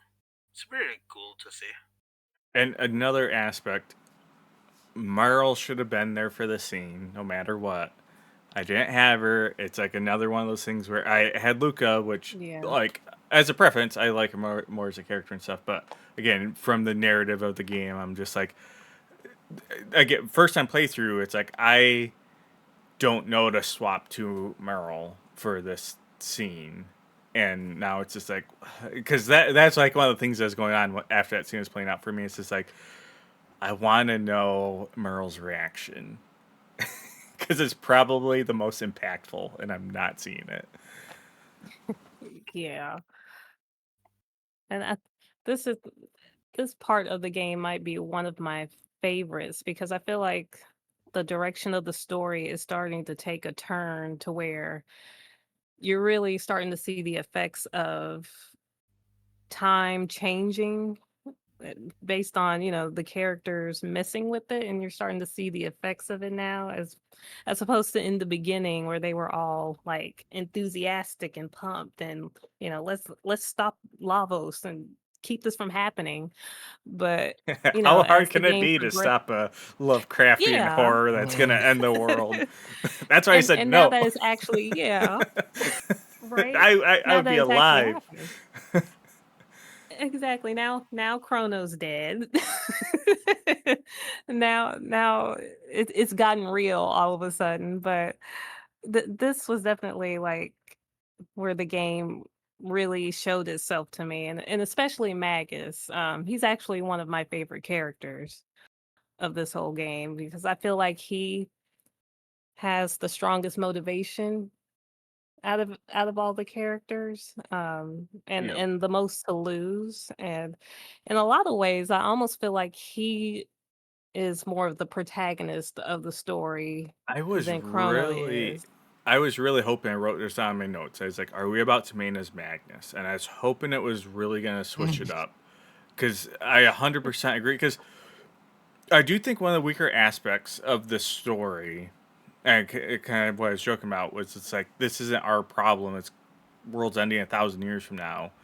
Is most of the characters in the story are just like kind of good, which is like fine, but it's just like, hey, like you're saying, MsMoon, it's like let's buckle up and prevent the apocalypse, and like they don't have like personal stakes other than hey, this is like the moral thing, and I'm just gonna do it, which Yeah. works, but I think it's so much more impactful when you have a character who, along with the moral thing of like preventing an apocalypse, like has strong personal reasons, and then he's like kind of seeing like this other group try and do this and fail, and then some of them die, and like all that going on, I think makes like a lot more compelling story than hey, we're just good people. Yeah, Yeah. I I mean, I think think Magus is. Oh, go ahead. I was just gonna say that justification definitely works for the early parts of the game where it's just like it's just Chrono, Marl, and Luca. I think after you get Frog and Robo into the party, it's slightly less valid because like Robo is a product of the apocalypse essentially, so has a pretty strong justification for going there, and then similarly, like Frog has his own personal motivations, which I mean, there is the interplay between Frog and Magus, right? That Yep. is Yeah. a story beat at that point as well. But he also kind of has his motivation is less about like I guess vengeance for his lost life and more about redemption for the failures that he had earlier in his lifetime. So I mean, again, this goes back to the fact that Chrono as a character basically has very little characterization at all, but all the other characters have decent characterization. Like Marl definitely seems like the kind of character that's like, all right, we got to save the world because we're the ones who are in the position to do it, regardless we're a bunch of kids or whatever. Um, yeah, I think everybody else has like a pretty good reason for doing so. Obviously, it's not to the Yeah. same degree as Magus, and I feel like they concentrate basically an entire arc of the game on his motivations. So they spend more time investigating those, so it kind of makes sense that he has a good justification for it.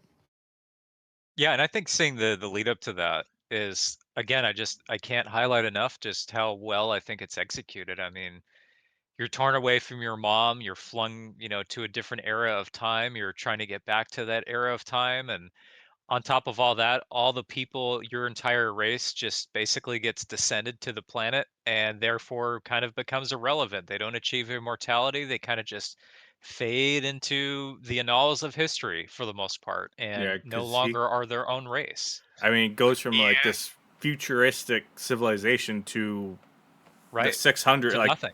straight Middle Ages, like no Yeah, tech, right. too. And it's like, man, he has every reason to feel the way that he does and to feel this kind of bitterness and hatred that he does and have this like kind of like burning anger for like Chronos party and all the people that he has because it's like, you were the people that were below us because we were the enlightened ones. That's how he sees the situation. And so he's angry at everything. He's angry at Lavos, the people on the planet, everything. And it's totally understandable why he feels the way that he does. But I also think that's why it's so cool that you can recruit him as a party member. And that's awesome. Yeah. That like he immediately became like one of my main party members at the end of the game. Unfortunately, it just comes so late, but when it does, I'm just like, okay, he's staying in my party at this point because I love Magus. He's so cool. Or you can alternatively just have Frog smack him down True. You and could. just be You like, could. nope, you're done. Yeah. Yep. We're saving the world, not you. I like that they give you a choice. Yep. Yes. Most importantly, definitely. And I did, so going into it, it's like, I'm not going to kill him. But then I did, before I made the choice, as this, like, I looked up a little bit to be like, all right, what's like the big differences if you kill him or not?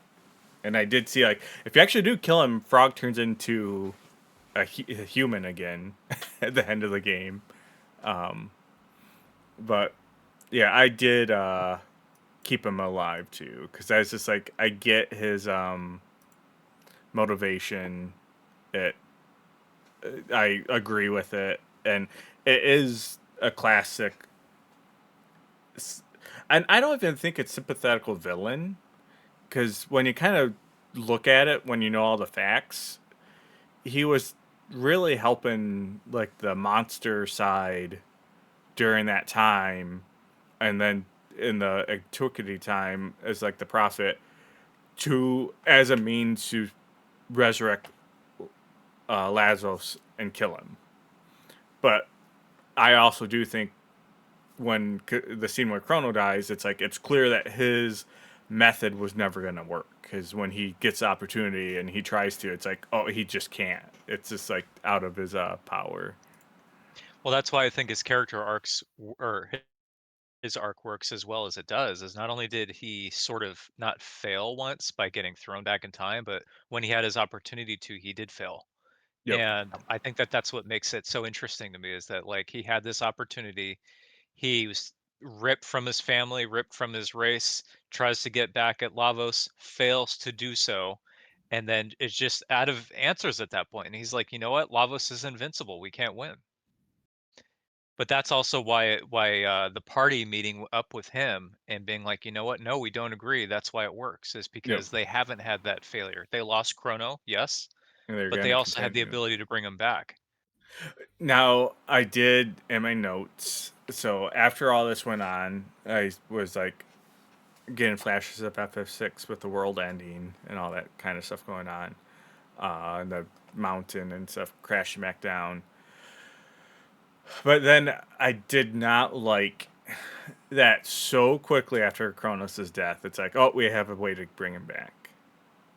I thought that was like, if you're gonna do that, Too it needs soon. to be an ending, because it they pulled a Gandalf. You know, we are gonna kill him off, but straight away in the second book and movie, oh, he's back, and it's just like, no, like the impact of Gandalf dying in Lord of the Rings was huge. Like one of the most powerful wizards and people in this world can just die, and so I did not like that. I felt like the game definitely had a lot of conviction when it killed him, and it lost like almost all that when they're like so quickly. Like, here's a stone, just get a doll of him, and he's gonna come right back. And as soon as that was presented, again, I had no spoilers going into this or anything.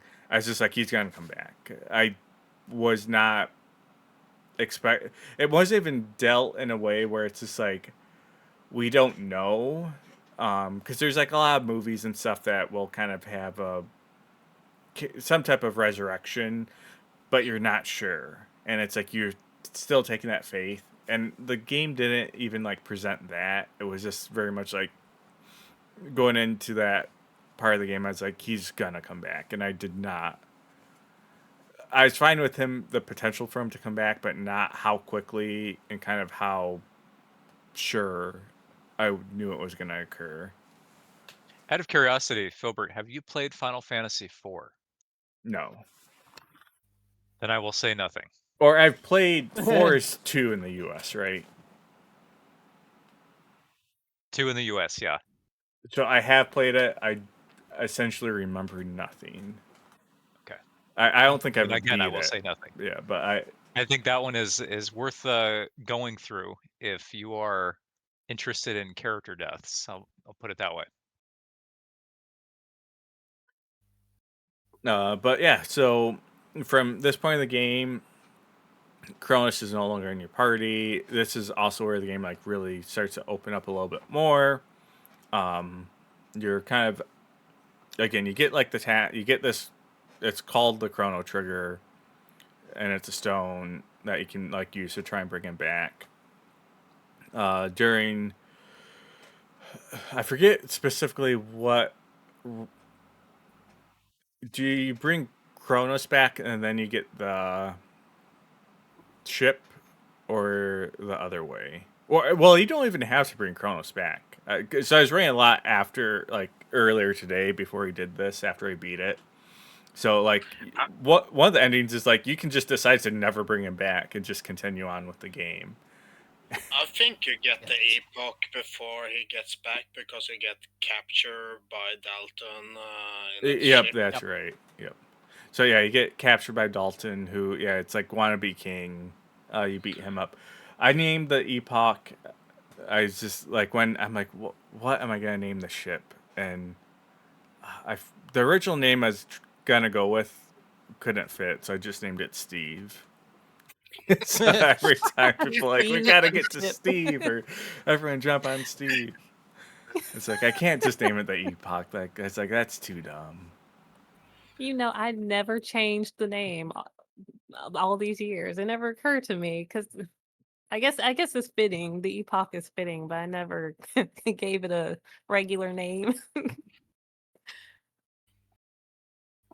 But that segment when they're all captured and getting stripped of their equipment, I generally hate those segments of games like, oh, we're gonna take all your stuff now. Ha ha, look at you, loser. Now you got nothing. I feel like you're getting punished for progress, and for me personally, that doesn't jive with me very well. So I did not enjoy that segment, and it was such a bore to try to find the right The right when, cell. Yeah. yeah, to find your stuff so you can beat up the guards. It's like, you have magic, why can't you just use magic then? Yeah, it's But I kind of guess if you never learned magic, then you probably would be out of luck anyway. So Don't think kind of about get, And I don't know get if this that. is, again, this goes back to like I don't know if they planned this out, and or maybe I'm giving them too much credit. It's like the low point of the enjoyability of the game also mirrors the low point of the party's like hopes and morale in the game. Like, we're beat down. This is annoying. I hate it. I don't even get my main character that can kill everything in one shot anymore. yeah. I think that And it's is like good to point out. Yeah, because yeah, like the and it's like mirroring like the party, right? Like where they're all like, oh, we don't even like the features in question. We can't beat Lavos. The strongest character in our party is dead now. Like we don't even know. Obviously, like meta knowledge, the play as players, we're like, okay, this is a revive item that we're gonna get. But like the party members, if you put yourselves in their shoes, don't know this will work for sure. But and yeah. I got lucky. So at this point, I was following a guide. So this area didn't bug me as much because it's basically like, hey, go to this room first, this room to get your equipment. I hasn't felt like 1 to 1, but I I was kind of skimming it, so I was getting my stuff back. But I had Allah in my party, and if you have her in your party, you can like pretend to be sick. The guard comes in, you knock them out, and since she just uses her fist, you can go out and start fighting people. And she's strong enough that I was able to at least quickly get like my second person's gear, and then I just kind of ran around and eventually got like the money, the inventory, and the person's gear.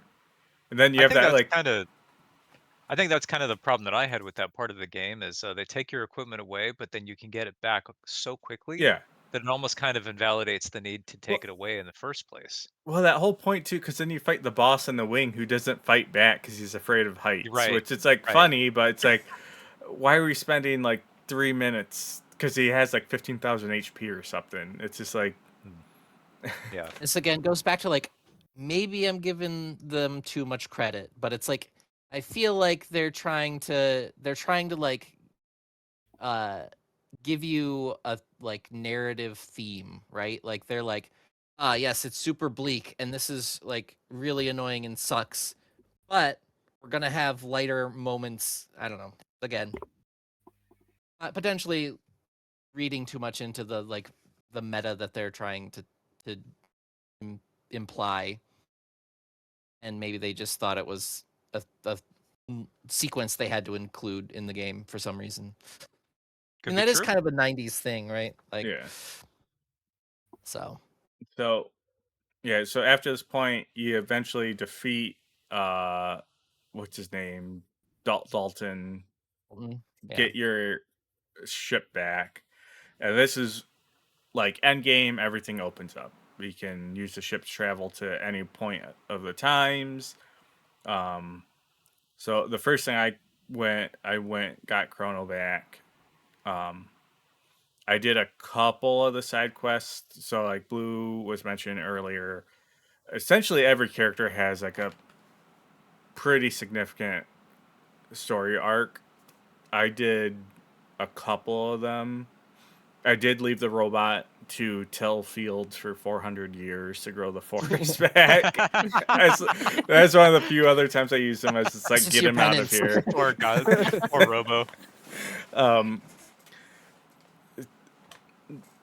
Are there any of the side? So I'm gonna be honest, I did essentially, and it was mostly because of time. I didn't play this as much as I should have leading up to tonight. So Gilbert, I hope you played Luca's quest at least. Please. Yes. Did you do Luca's? I did where I went back in time and saved your mom from getting paralyzed. Good. That's Okay. Oh, good. good. There you Good. go. Yeah. Got the good ending. I defeated the Aussie. I went and yeah. defeated his Magus's- forest. Yeah. I grew that forest in the desert, and I think that was it. I think those are the only 3 I did. And if you want, then I went and fought. And before all that, I got Chrono back. Then I went and fought Lavos. So I did like the first big fight with him, which I thought was like the final fight. That was long as hell. Like it had to be like 20 minutes long, where you're fighting Lavos, and he basically is taking the form of every boss in the game. Yeah. And Every mechanic, yeah. so I ended up barely defeating him, and I was just like, this is so good. Like at the very end, it was like same thing like that Magnus fight earlier. Everyone was going down. I was just barely getting people back up, and I want to say it was like Marley. I had her like where he kept knocking everyone down, and she's like 300 hit points, and I'm just like, I'm fucked. So I'm just like, I'm gonna just cast like Ice 2 like 2 more times, or I forget what it was. And I was like, I have like 2 turns before she dies, and she killed him. So I was just Wow, like, oh, nice. that works out so perfect. And then it's like, oh no, it just like his head's blown off, and you go in a shell. So I go in a shell, heal back up, and I switched to. I was doing this for like narrative reasons because I wanted it to be Magnus, Chrono, and Marley for the final fight. Because I was like, at least from what I've seen, I was like, narratively, that's like makes the most sense of the people who should take him down. Definitely Magnus should be in that group. So then I go to the final fight and just get literally one shot and die by his opening blast. And that is the ending I got in the game. Was the worst And you ending. stuck with it. Okay. So I went back. I changed up the party. I changed up equipment. Get one shot. So then I went back and did a couple of side quests. Did a little bit of grinding. Came back, and then I would get one shot. Except Frog would stay alive with like 20 HP, and then Marley, I had the accessory that would bring her back to life after going down once, but I could not heal up quick enough to die, and I started to work on Robo's side quest earlier tonight, but at this point it's like 6 o'clock, and I was just like, I just don't have time. So I was like, I'm sticking with it. Like my ending was the worst ending, where it's just like you just watch the world go to shit, and the people are just like, "Oh no, Lavos is coming," and it's just like that ending title card is like the world just ends in ruin or something. But I actually love that ending because of just that final shot is just so chilling. There's something so chilling about that, how it says the world refused to yeah, change after all that work.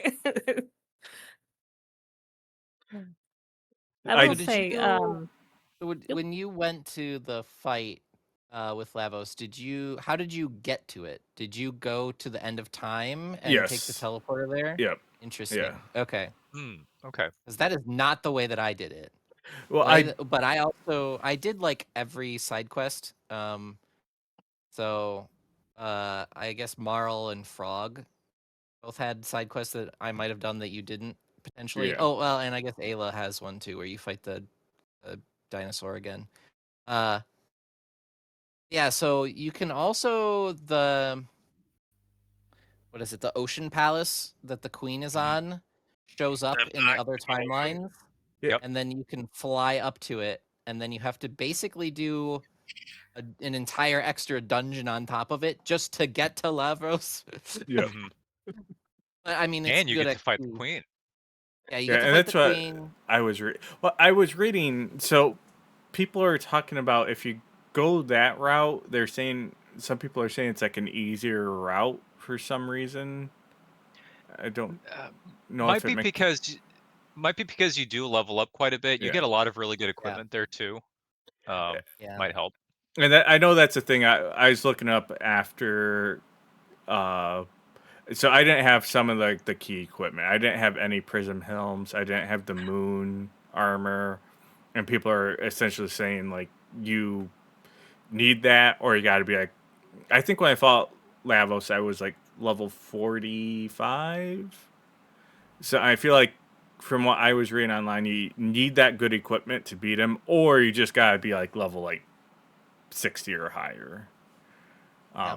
Because I even put I had a accessory that buffed Chrono's health and HP by 50%. So he even had 999 HP, and Lavos would do like 1,000 damage on that opening strike, and Ooh. I'm just like, I can't. Chrono's weapon especially is so like I feel like it's such a game changer if you get that optional like the rainbow sword I think it's called. Yeah, Game changer. I mean, if you're fighting Lavos and you're fighting those two bits, you hit the one that's on the left that's always healing, it stops it. I mean, just puts it down so quick and it just makes it so much more manageable, I and I think. do plan to beat it and get more endings. I just kind of ran out of time before the podcast, but my goal was I need to beat the game. I was like, I beat it. Was the worst way to beat it, but I beat it. I'm seeing just started up my copy and I'm seeing Chrono at 59 and Frog and Robo at 58. Yeah, I think I was right around level 60 also. Because And after the going funny through thing the was, entire. I looked it up online and I was just like, what level can you beat Chrono Trigger at? And a lot of people are saying like at least 40. So, Mm. So it is but possible. yeah. Okay. But I'm sure it is like clearly the game they want you to do the side quests and get not necessarily at all of them, but I think I like they want you to do the side quests, finish these arcs because the other thing about the game, because I think I would have beat it. I posted it like in the Discord. It was around noon. So then I was doing side quests and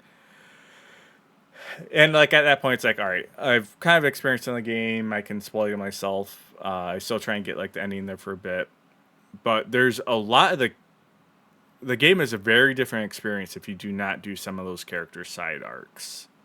Mm. It's a lot more simpler.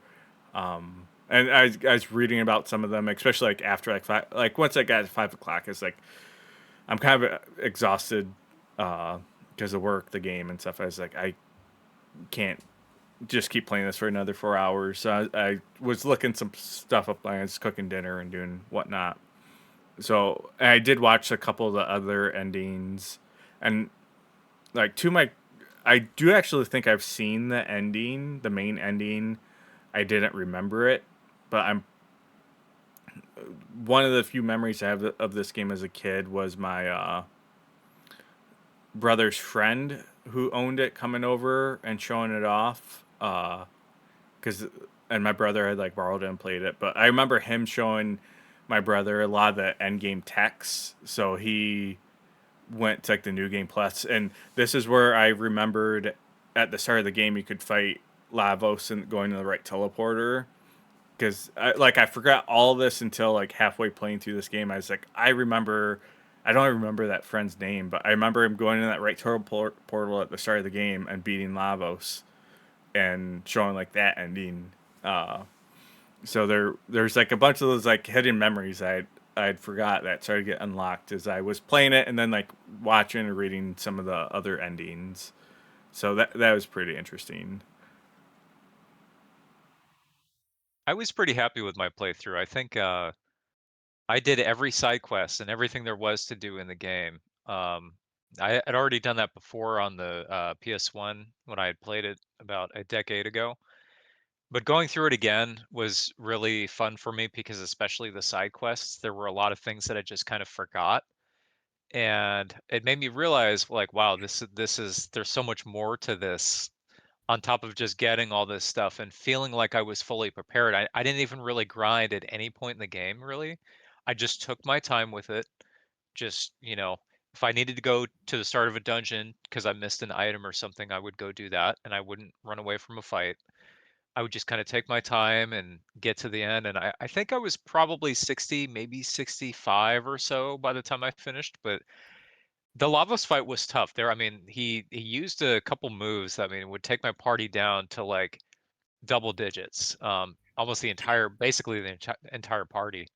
But I was able to manage it without too much difficulty. I was able to use Chrono's that like that swinging sword technique where he can heal everybody with Maro's cure ability, Yep. and then also using Ayla's um, the kissing ability, Yeah. whatever one it is, the one that heals. Yeah.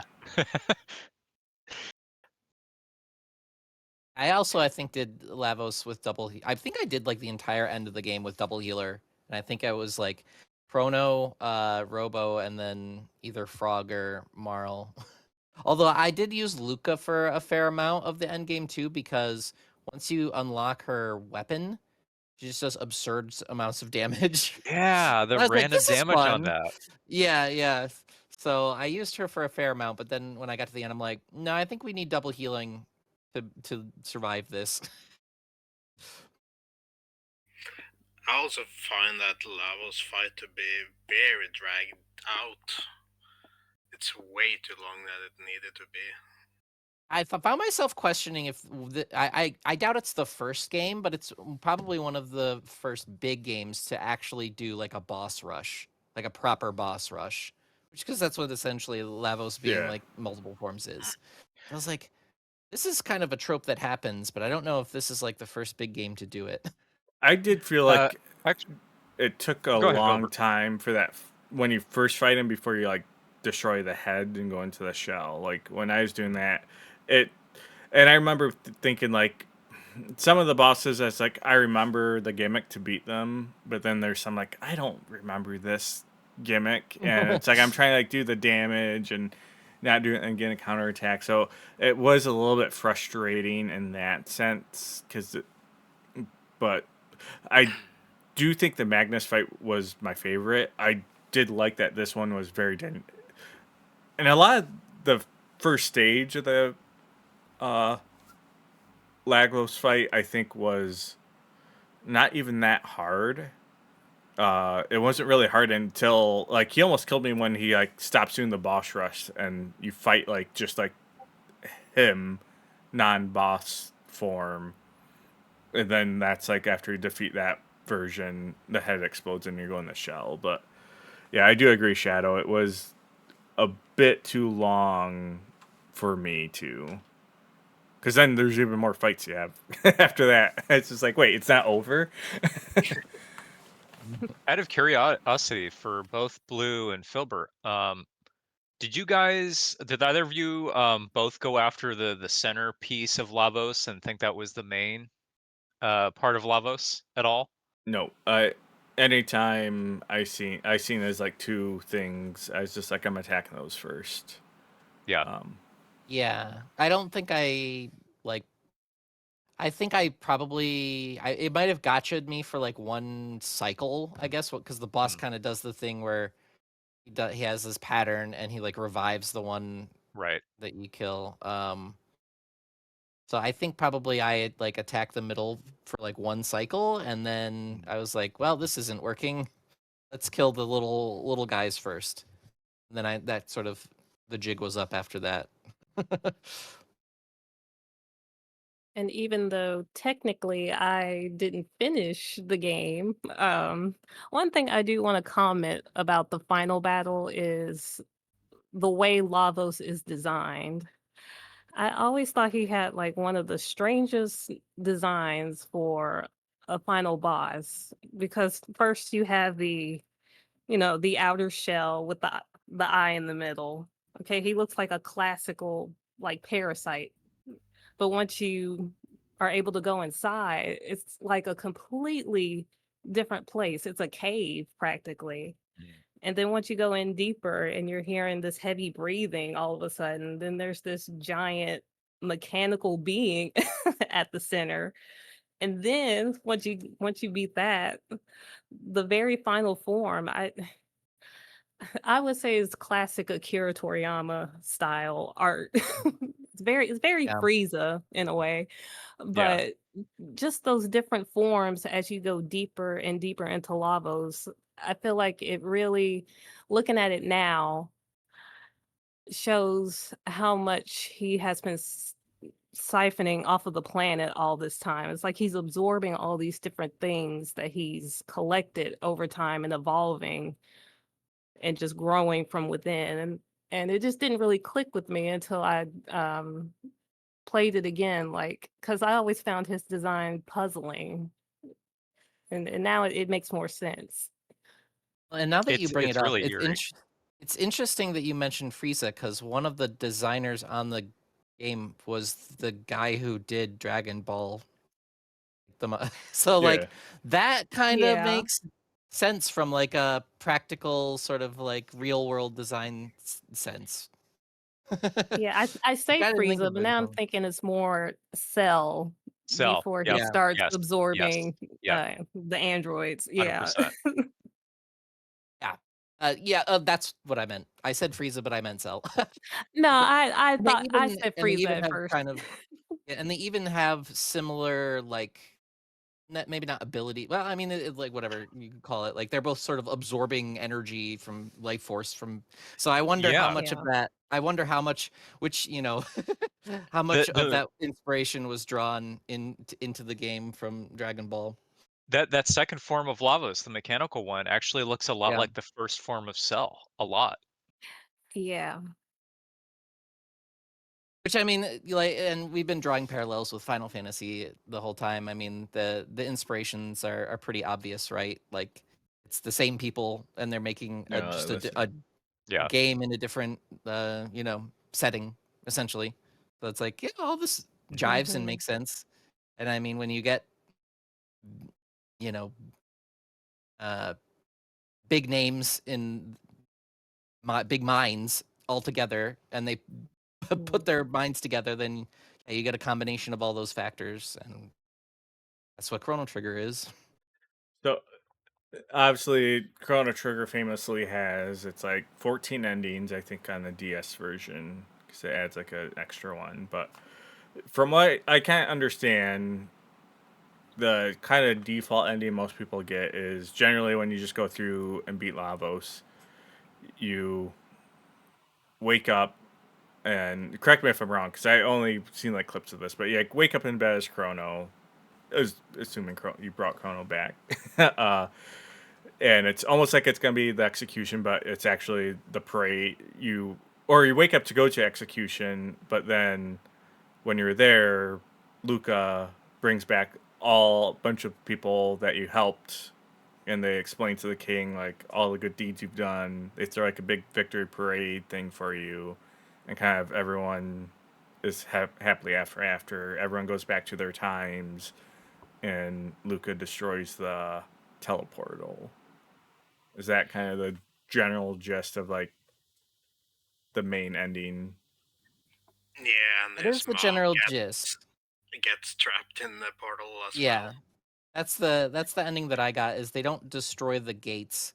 Uh, the cat runs through the Oh gate, yeah, and then Ono's mom chases the cat through the gate, which Yeah. explains why the cat is all over the timeline. Where you see it in like in Magus's like side story, the cat is there. yeah. I forget if the Ozzy. cat is in. I forget if the cat is in the prehistory as well somewhere. I remember you see the cat a couple of times. Yeah, it's in like the dinosaur place. So they tie that loose end up. Now, did I think I seen a clip of the video? Does Cronus and Marley get married? Yep. Or they do? All right. Yeah. Boo. Yep. Ship Luca. is canon. Yes. You wanted But him with Luca, didn't you? speaking of Luca, this is something I'm wondering, and I have it on my note. Like, Luca just found a random baby? Question mark. I didn't get that part. Oh, did Yeah, that didn't make any sense to me either. So I looked it up, and it is apparently a reference to Chrono Cross. Okay. So that is, I think, a character of some significance, which I've never played Chrono Cross, so Neither have I. I can't speak to the accuracy of that statement. But apparently, that is They- something that comes across in Chrono Cross. So one thing I apparently, Very Luca is accurate. okay. You're talking about the baby at the end, or Yeah. Yeah. Yep. yeah, that So they is just sort of Kid. throw in there. Okay. That's Kid. That is the sort of the main girl for Chrono Cross. Protagonist. Yeah, yeah. Yeah. one thing I thought was super interesting and cool though was like that ending specifically, but other endings too. But it seemed like that ending more so than the others has so many little changes. For example, if you save Luca's mom from not being crippled, she'll be like up dancing. If you don't, she's sitting because obviously she can't like walk. And I just not to go over because I don't have all of them like memorized or anything, but that ending has like a bunch of variations depending on side quests or decisions you made. Same thing for like if you kill Magnus, like Frog will be Glenn. He'll be like a human because he never got turned into Frog in the first place. But other than that, are there any other endings anyone wants to bring up or a favorite ending? I know there's some pretty wacky ones. I know there's like the Dev ending. I think that's the ending if you kill Lavos at the very start or in that fight you're not supposed to. It's like the reward for like you beat the game in the hardest way possible and you can like talk to the devs like in the game like in some like dev room or something. But I just want to get your guys' thoughts on other endings or favorite endings, notable ones. Just shooting in at the ending, like we all got, most of us, Beyond Time, the first one. Frog is actually human in that video. I don't know if because Magnus went to his original time instead of 600. So yeah, I guess I'd have to look it up because I get what I was reading, and it could have been wrong or I misread it, but I thought I read the only way to get Frog human was to not side with Magnus, but that might be In incorrect. gameplay, I know maybe. from my I know from my playthrough, Frog was still Frog, and I sided with Magus and had him in my party. And Magus was still Magus, and he just went back to his own time or whatever. Yeah, no, I'm So, talking make of that. about that video clip Oh, Oh, okay. gameplay. Oh, yeah. I didn't get any of the weird endings, but I know of them. One yeah. in particular is extremely difficult, but also really neat with what you can do afterwards. How about you, MsMoon? Did you and your brothers have any favorite endings that were not the kind of main one, the Beyond Time one? Oh, that's a tough one because the main ending is one of my favorites because of how complete Yeah. it feels. I do like the wackier ones because I feel like with a game like Chrono Trigger, having 13 to 14 different endings, they can get away with that. And you know how you have other games that have multiple endings that probably don't really need it and it doesn't really serve the story as well as you think But with Chrono Trigger, hearing all these different variations, like from all of your playthroughs and hearing the differences in between them, I think really lends itself well to a story like Chrono Trigger. And but having that main one where you really get to see what happens to everybody at the end, that was always one of my most favorite endings in a video game because of how complete it felt. And going back a little farther than that, when we were talking about the side quests for all the characters, Yep. the one for Luca is definitely my favorite out of all of them. To me, that quest was what kind of sealed the deal for me and made Chrono Trigger what it was. Because I feel like that was such a relatable story that, a lot of players could relate to. Because I feel like most of us have that moment in time that you wish you could go back to and change. And when I did it at first, when I was little, I messed it up the first Yeah, well, time because and that's I what's didn't know interesting how to is you can spell screw it Laura. up. Yeah, you can screw it up Yeah, still.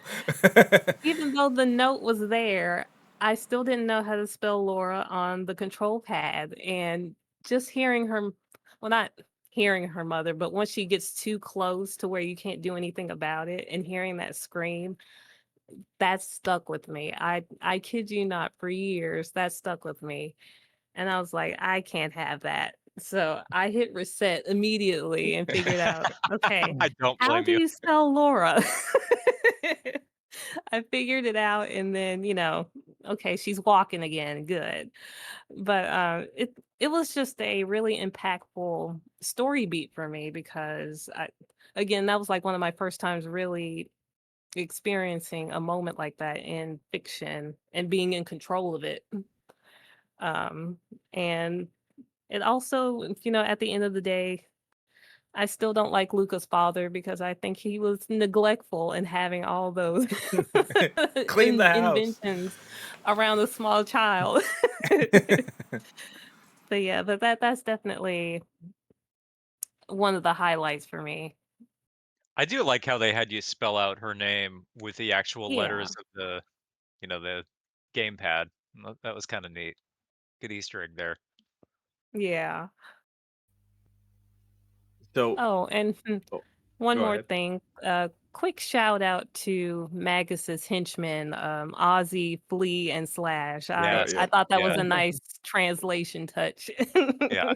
Yeah. yeah, That was yeah. good. I was looking up a few fun facts that I have on the screen as it's up, and I read the game was translated in 30 days. Too, just Yeah. going on that, Ted which it's like, Woolsey was just on fire yeah, back then.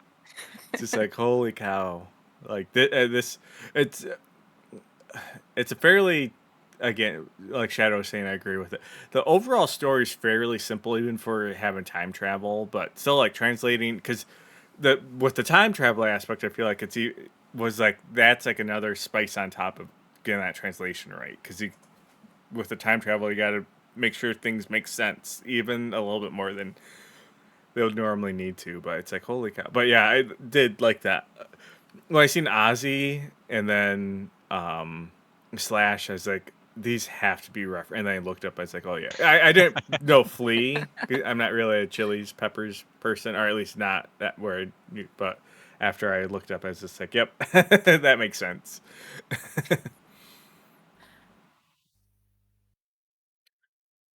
I guess a couple other things we can kind of end on, and if there's anything I bring up, please do. But everyone's favorite character and favorite world. Um, for me, uh, Luca's favorite character, best girl, and I do think uh, I had like probably the most fun in like the 66 million year BC. Dinosaurs are always going to get a big plus for me.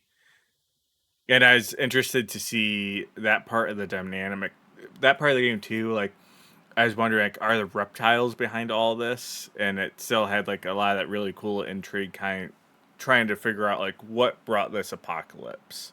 and the fact that a lot of that's getting played out and answered in that timeline.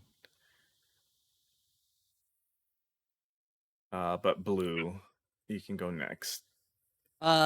Favorite character is easily Robo. And then favorite time is probably 600 BC. It also has the best overworld theme, so it's got that going on for it. The music was pretty good, and there were several good themes, but the overworld theme and then I think just the standard battle music are probably my favorite tracks out of them. So yeah, I think 600 BC is my favorite. There's a lot of good side quest stuff going on in 600 BC too. Yeah, that So seems like the most side quest stuff really was revolved around. Not obviously not all of it, but a lot of it. Because a lot of it was like getting what I was reading to is like getting the ancient relics from that time. But MsMoon, Ooh, my favorite, hands down, will always be Magus. To me, he is the true protagonist of Chrono Trigger. And my favorite timeline would have to be 12,000 BC, the age of antiquity. I feel like the lore of Lavos and his relationship with people and how people were starting to really use him for nefarious means, that kind of interconnectivity between humans and Lavos was really starting to open up. And I just loved how it unfolded through that timeline and through the Mammon Machine and then the Ocean Palace. I loved all of that. So that was my favorite timeline. all right, Shadow. I think I already said it in this podcast. Man, Frog is my favorite character. I'm a simple person. I like frogs. see frog like a frog. Yeah. Yeah, but he has a very good character arc, and I really like his side quests. I really hope you're doing that, Philbert. For a best or my favorite time era, it would be 600, and Blue is spot on. That has the best overworld theme and is my favorite track in the whole game. Second is the frog theme. That is such a great tune. So motivational. Yeah, it really is. All right, Pixel. I think I've got to echo MsMoon. She pretty much expressed exactly what I wanted to say. My favorite is Magus, and then 12,000 BC for the Age of Antiquity, specifically the Kingdom of Zeal. I think that area just feels so mystical. There's something about it that makes it feel. I mean, it's kind of otherworldly, right? It's a floating continent essentially, but it just feels so different. I mean, they're in this age of like hyper technology and exploration and advancement in a way that you just didn't see anywhere else. And it made it feel different. Yeah. Exploring the Kingdom of Zeal, like actually going in, meeting the news, I think it is, or the goose, the blue guys, the news, I think it is. News, yeah, The Yeah, and news. you. yeah, you're seeing those guys around. You're just kind of exploring the palace. You're seeing these like books that you can interact with, and then they lead you to secrets in the palace. I mean, it's really neat, and it just creates this atmosphere that's so unlike the world of Chrono Trigger that I think it really adds to it in a way. And I will want to just add this is also the only time era where magic is naturally. This is where magic. You had Yeah, it's like magic, high and it's high magic. also where magic died out. Yes, I think all the events that surround what happened with the Kingdom of Zeal, it's almost kind of like its rise and fall is just so tragic. Mm. And Magus being at the center of that is just tops for me. There's nothing that really tops it for me. And then we've touched on it a bit, but uh, we can if I wanted to do any comparisons between this and FF6 or FF7. So yeah, for me going into this game obviously had a ton of hype. A lot of people, it's their favorite SNES game. A lot of people say it's better than six, or a lot of people, this is like top five game of all time for them. So I was trying to keep all that in measured, playing this, and for me, six is still leaps and bounds above this as far, but I recognize a ton of that is nostalgia. Probably a lot of that is, as I mentioned at the start of the podcast, is I had more affinity for JRPGs as a kid than I do now. So when I'm going back and playing this as an adult, I still 100% like enjoyed my time with the game, but I just know I would have got a lot more out of this playing as a kid, was a teenager, than I would now. So that is part of it, but even all that aside, I for me I think the narrative in six still kind of, and a lot of the themes you're dealing with that game, I impact me a lot more. I think are stronger. I do think the Magnus theme in Chrono Trigger was really good.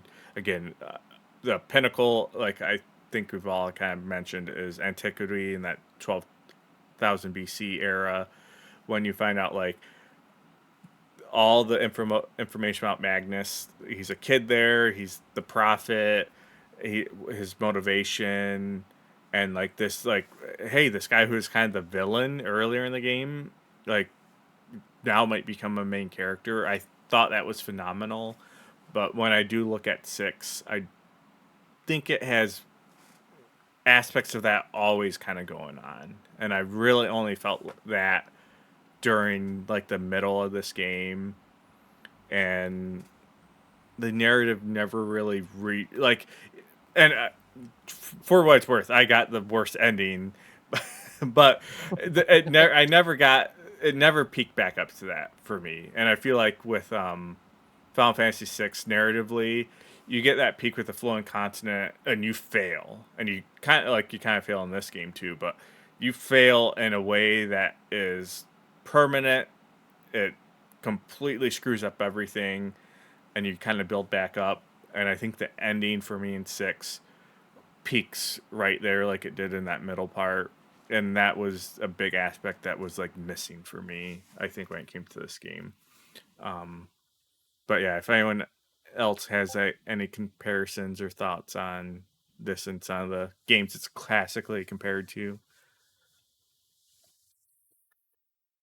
Well, I played Chrono Trigger and Final Fantasy VI for the first time in 2020, and before the second playthrough, I said like Final Fantasy VI is the better game between those two. But when we were going to play this again, I wonder like, is that true? Do I really feel like that? Maybe it was just recency bias because I played six after Chrono Trigger, but I would say it still holds up my thoughts. Like Final Fantasy VI, I find to be a better game.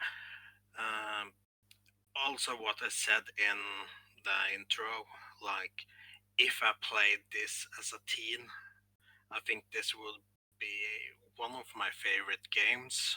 But I played this as a sad, grumpy adult, so it didn't impact me as much. Like I have a lot of games under my belt, so this was just another one, I suppose. But I also think Final Fantasy VI is a more mature game, and I feel like that resonated more with me. So I find Final Fantasy VI the better game.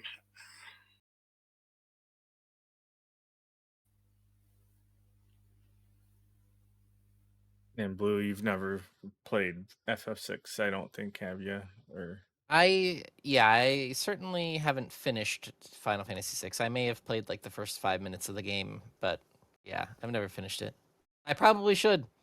If everybody's saying that it's better than this, Chrono Trigger was pretty darn good. So yeah, I guess. So what were your overall thoughts with Chrono Trigger then? I mean, I thought it was a pretty darn good game. I feel like the amount of time to get through it is like just right. A lot of JRPGs tend to hang around and take longer to finish than they really probably should. um, and this one kind of gets a little bit of that right at the very end, but who doesn't love a good boss rush at the end? So, you know, Yeah, I mean, I basically binged the game. Like, I think I probably, I mean, I had, it took like 25 hours to clear, and I think I probably clocked those in like 2 weeks. And the majority of that was probably on like 2 weekends. well, I know it So, was a Saturday because I remember messaging you early Saturday, being like, "Hey, around for games." I heard nothing from you until like 8 o'clock at night, and you're like, "I've been playing Chrono Trigger all day." yeah. um, Yep. yeah, I will say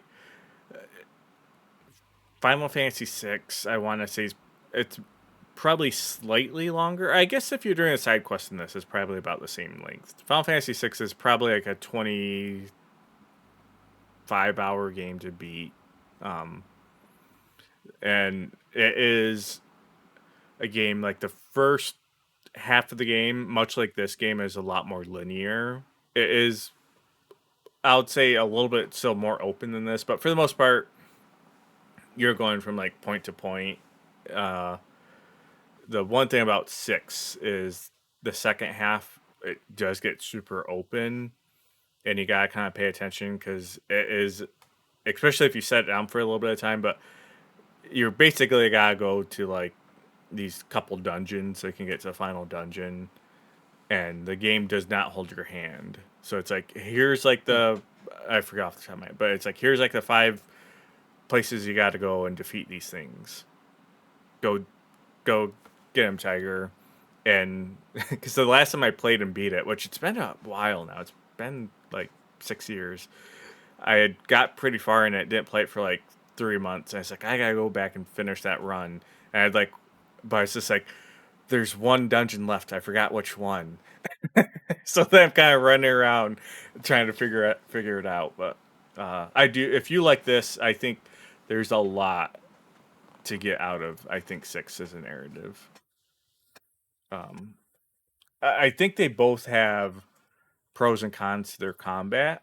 There's a lot of things I really liked about the combat in this, other than I did feel like a lot of Chrono Trigger turned into like attacks don't matter. It just ends up being like all about your attacks and using them, and then just MP like attack almost became like I would only use it against like monsters that I knew I could just one shot, and because the economy was so I always had so much money, I would just buy like 30 high ethers, and then once I was almost out, I'll just go buy like 20 more or whatever.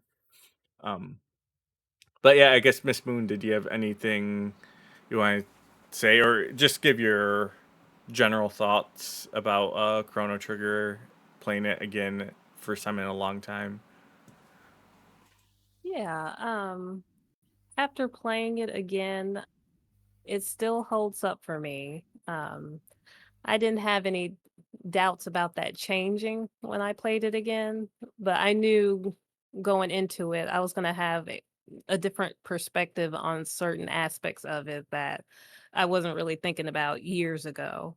And it really helped me to appreciate the game actually a lot more than when I first experienced it because I feel like I have more of a newfound appreciation for what they were trying to achieve with with a game like this, and it's definitely still up there high on my list. I definitely feel now that with the nostalgia factor factored in,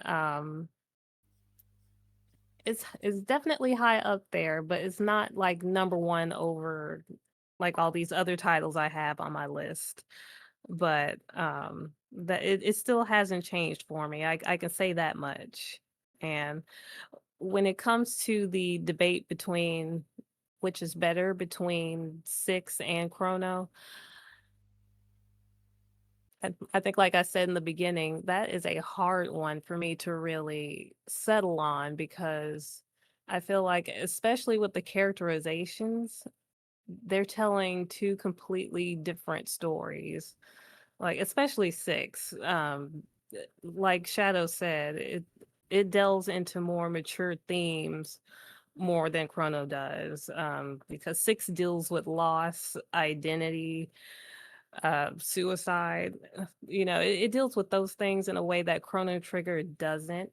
And Chrono Trigger does deal with some serious themes, but there's definitely more of a fantastical, Yeah. like adventurous nature to it compared to Six's more grittier, darker setting.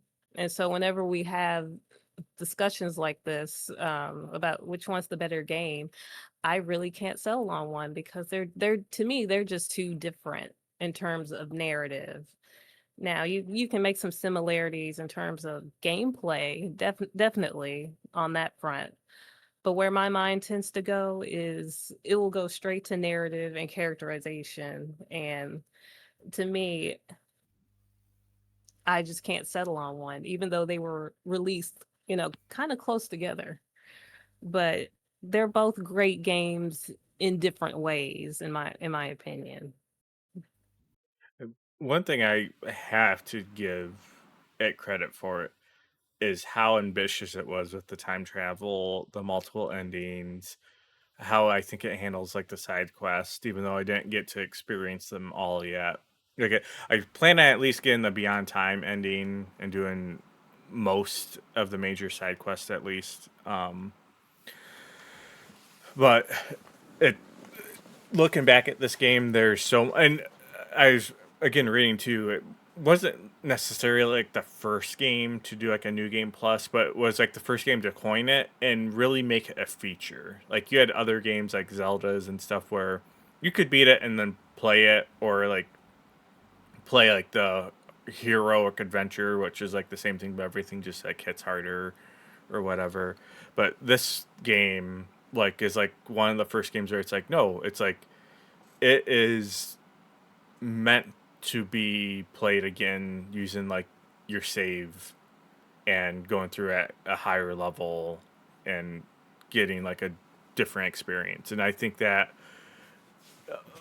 for the time this came out with, some of the decisions and chance like risk it took, like there's a lot of games that were able to run because of Chrono Trigger.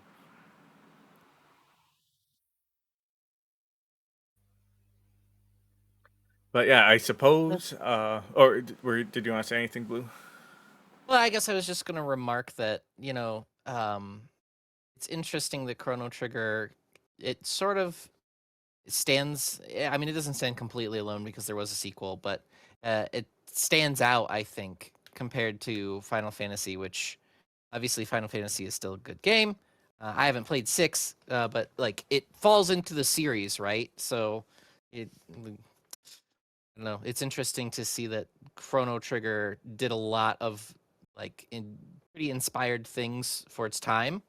Um, and so maybe that contributes to the reason why it has such a high level of fanfare surrounding it. So makes sense to me.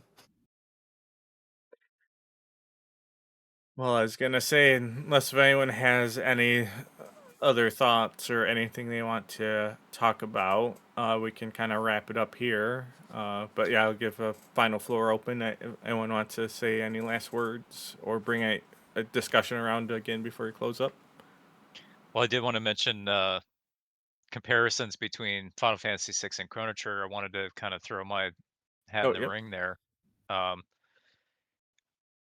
I think anybody that has had a decent amount of exposure on the Game Dave Discord, at least with some of the stuff that the engagements that I've had on the Discord, will know that I'm a huge Final Fantasy 6 fan. It's my favorite game ever made.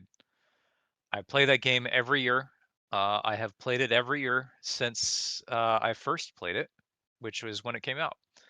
I didn't understand it at the time. I didn't beat it. I was too young. But I consistently went back to it because it always fascinated me. And there's definitely a lot of nostalgia that kind of goes into that, obviously. So it's going to be difficult for me to be unbiased in that scenario when it comes to Chrono Trigger and 6. But I think that you guys pretty much covered a lot of the more important points, is that it is a very mature game. It covers a lot of very serious topics, identity, love, sacrifice, suicide. I mean, there's a lot to it. And every time I replay it, it always amazes me that so much of the game is like how it's. I don't want to spoil too much of it because if Blue ever gets around to it, I want him to experience it. But um, so much of that game is so well executed, both in an audio and visual sense, that it sets this tone for me that it's got this certain level of melancholy that I can't quite describe that really resonates with me. Um, and Chrono Trigger, not to say it doesn't have that, like, it's just different. Like MsMoon said, it's very different. But it just they tackle different things, and I think that 6 really focuses on so many different things because the characters that are in the game all have their own issues. It's not so much a save the world kind of game. It sort of ends up becoming that, but that isn't the goal from the onset. Whereas Chrono Trigger very quickly establishes that early on. Final Fantasy VI is more of a discovery of these characters and what they can do to fight sort of oppression, right? And how they get there at the same time. And it's something that for me it's really hard to top. I mean, there are games that have come close. I do think that Chrono Trigger, replaying it, has given me a new perspective on it, and I think that's what I appreciate most about going through it again, is that I there are a lot of things in the game that happen that I don't remember at all about it. And going through it again, especially with a different translation and updated translation, has made me realize that this is a lot better than I gave it credit for. Because for a long time, I always thought, man, this game it's okay, it's fine. I know everybody loves it, but I don't know, I'm not like a huge fan. Um, and Dave has said the same thing too, where he's like, oh yeah, I actually love Cross a lot more than Trigger. And I'm like, Dave, you might need to replay it because I think that you might have your mind changed with this. I think it's a very, very good game. And not to say the original translation is bad, it's not at all. But I think that updated translation really lends it extra credit, so to speak. And I'm really glad I went through it again. Would I say it's my top game? Definitely not. But it's moved it to the top 5, I would say, for sure. And just to Which, quickly oh, piggyback off of just to quickly say what Pixel said about Final Fantasy VI having a melancholy about it that's hard to explain. I just want to say I completely understand what he's saying, because there is this quality about it. I know this is about Chrono Trigger, but no, go ahead. there's definitely a quality about 6 that is different from the other Final Fantasies. It is that melancholy, especially with the soundtrack added on top of it. That I will say, I will give the edge to Final Fantasy VI, because there is just something about it that sets it apart, not just from Chrono Trigger, but even from the other Final Fantasies. And also to piggyback on that, I think when you said that too, Pixel, I'm someone who almost always hates melancholy as a feeling. I hate movies that kind of that's like the tone or the mood. It's just something that I just don't like it. I almost always hate it. But Final Fantasy, I think you're right. It's melancholy, but it hits it perfectly. Where there's like a heaviness to it, but and it has its moments. There's a couple times where it's like it's gonna pull you down, but for it doesn't that doesn't overshadow, because like Final Fantasy VI still has plenty of like goofy moments and funny moments and humor, and there is like aspects of like hope and stuff going on with it. But I do think it's because I agree, it's like a very melancholy game, but it's one of the only things I can say that has that tone that I don't just hate.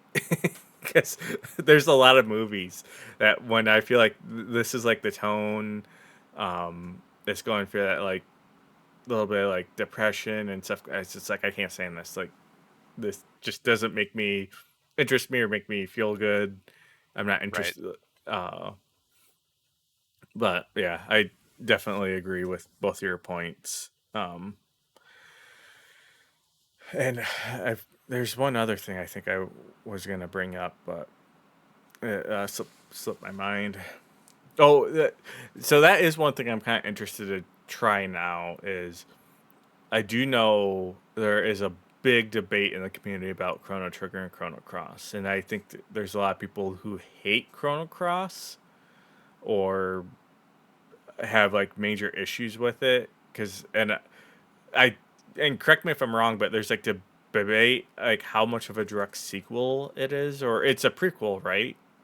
Not a sequel. That's true. There is contention on a lot of the characters in the game and really kind of their sort of necessity. Like, there are a lot of characters that you can play, but they don't really interweave themselves into the plot as well as they probably should. And, I'll be honest, Mhm. the game doesn't tell the story as linearly or as easy to understand quite as well as Chrono Trigger does. There is a plot to it. There absolutely is. It's just the way in which it's told, because Chrono Trigger was so established, they tried to take Right. Chrono Trigger and then say, okay, well, what if we talk about what happened before, so to speak? And it gets a little bit complicated because it involves Shala, who was a character in Trigger. It gets in a little bit about Kid, the kid that was at the end of Chrono Trigger, the baby.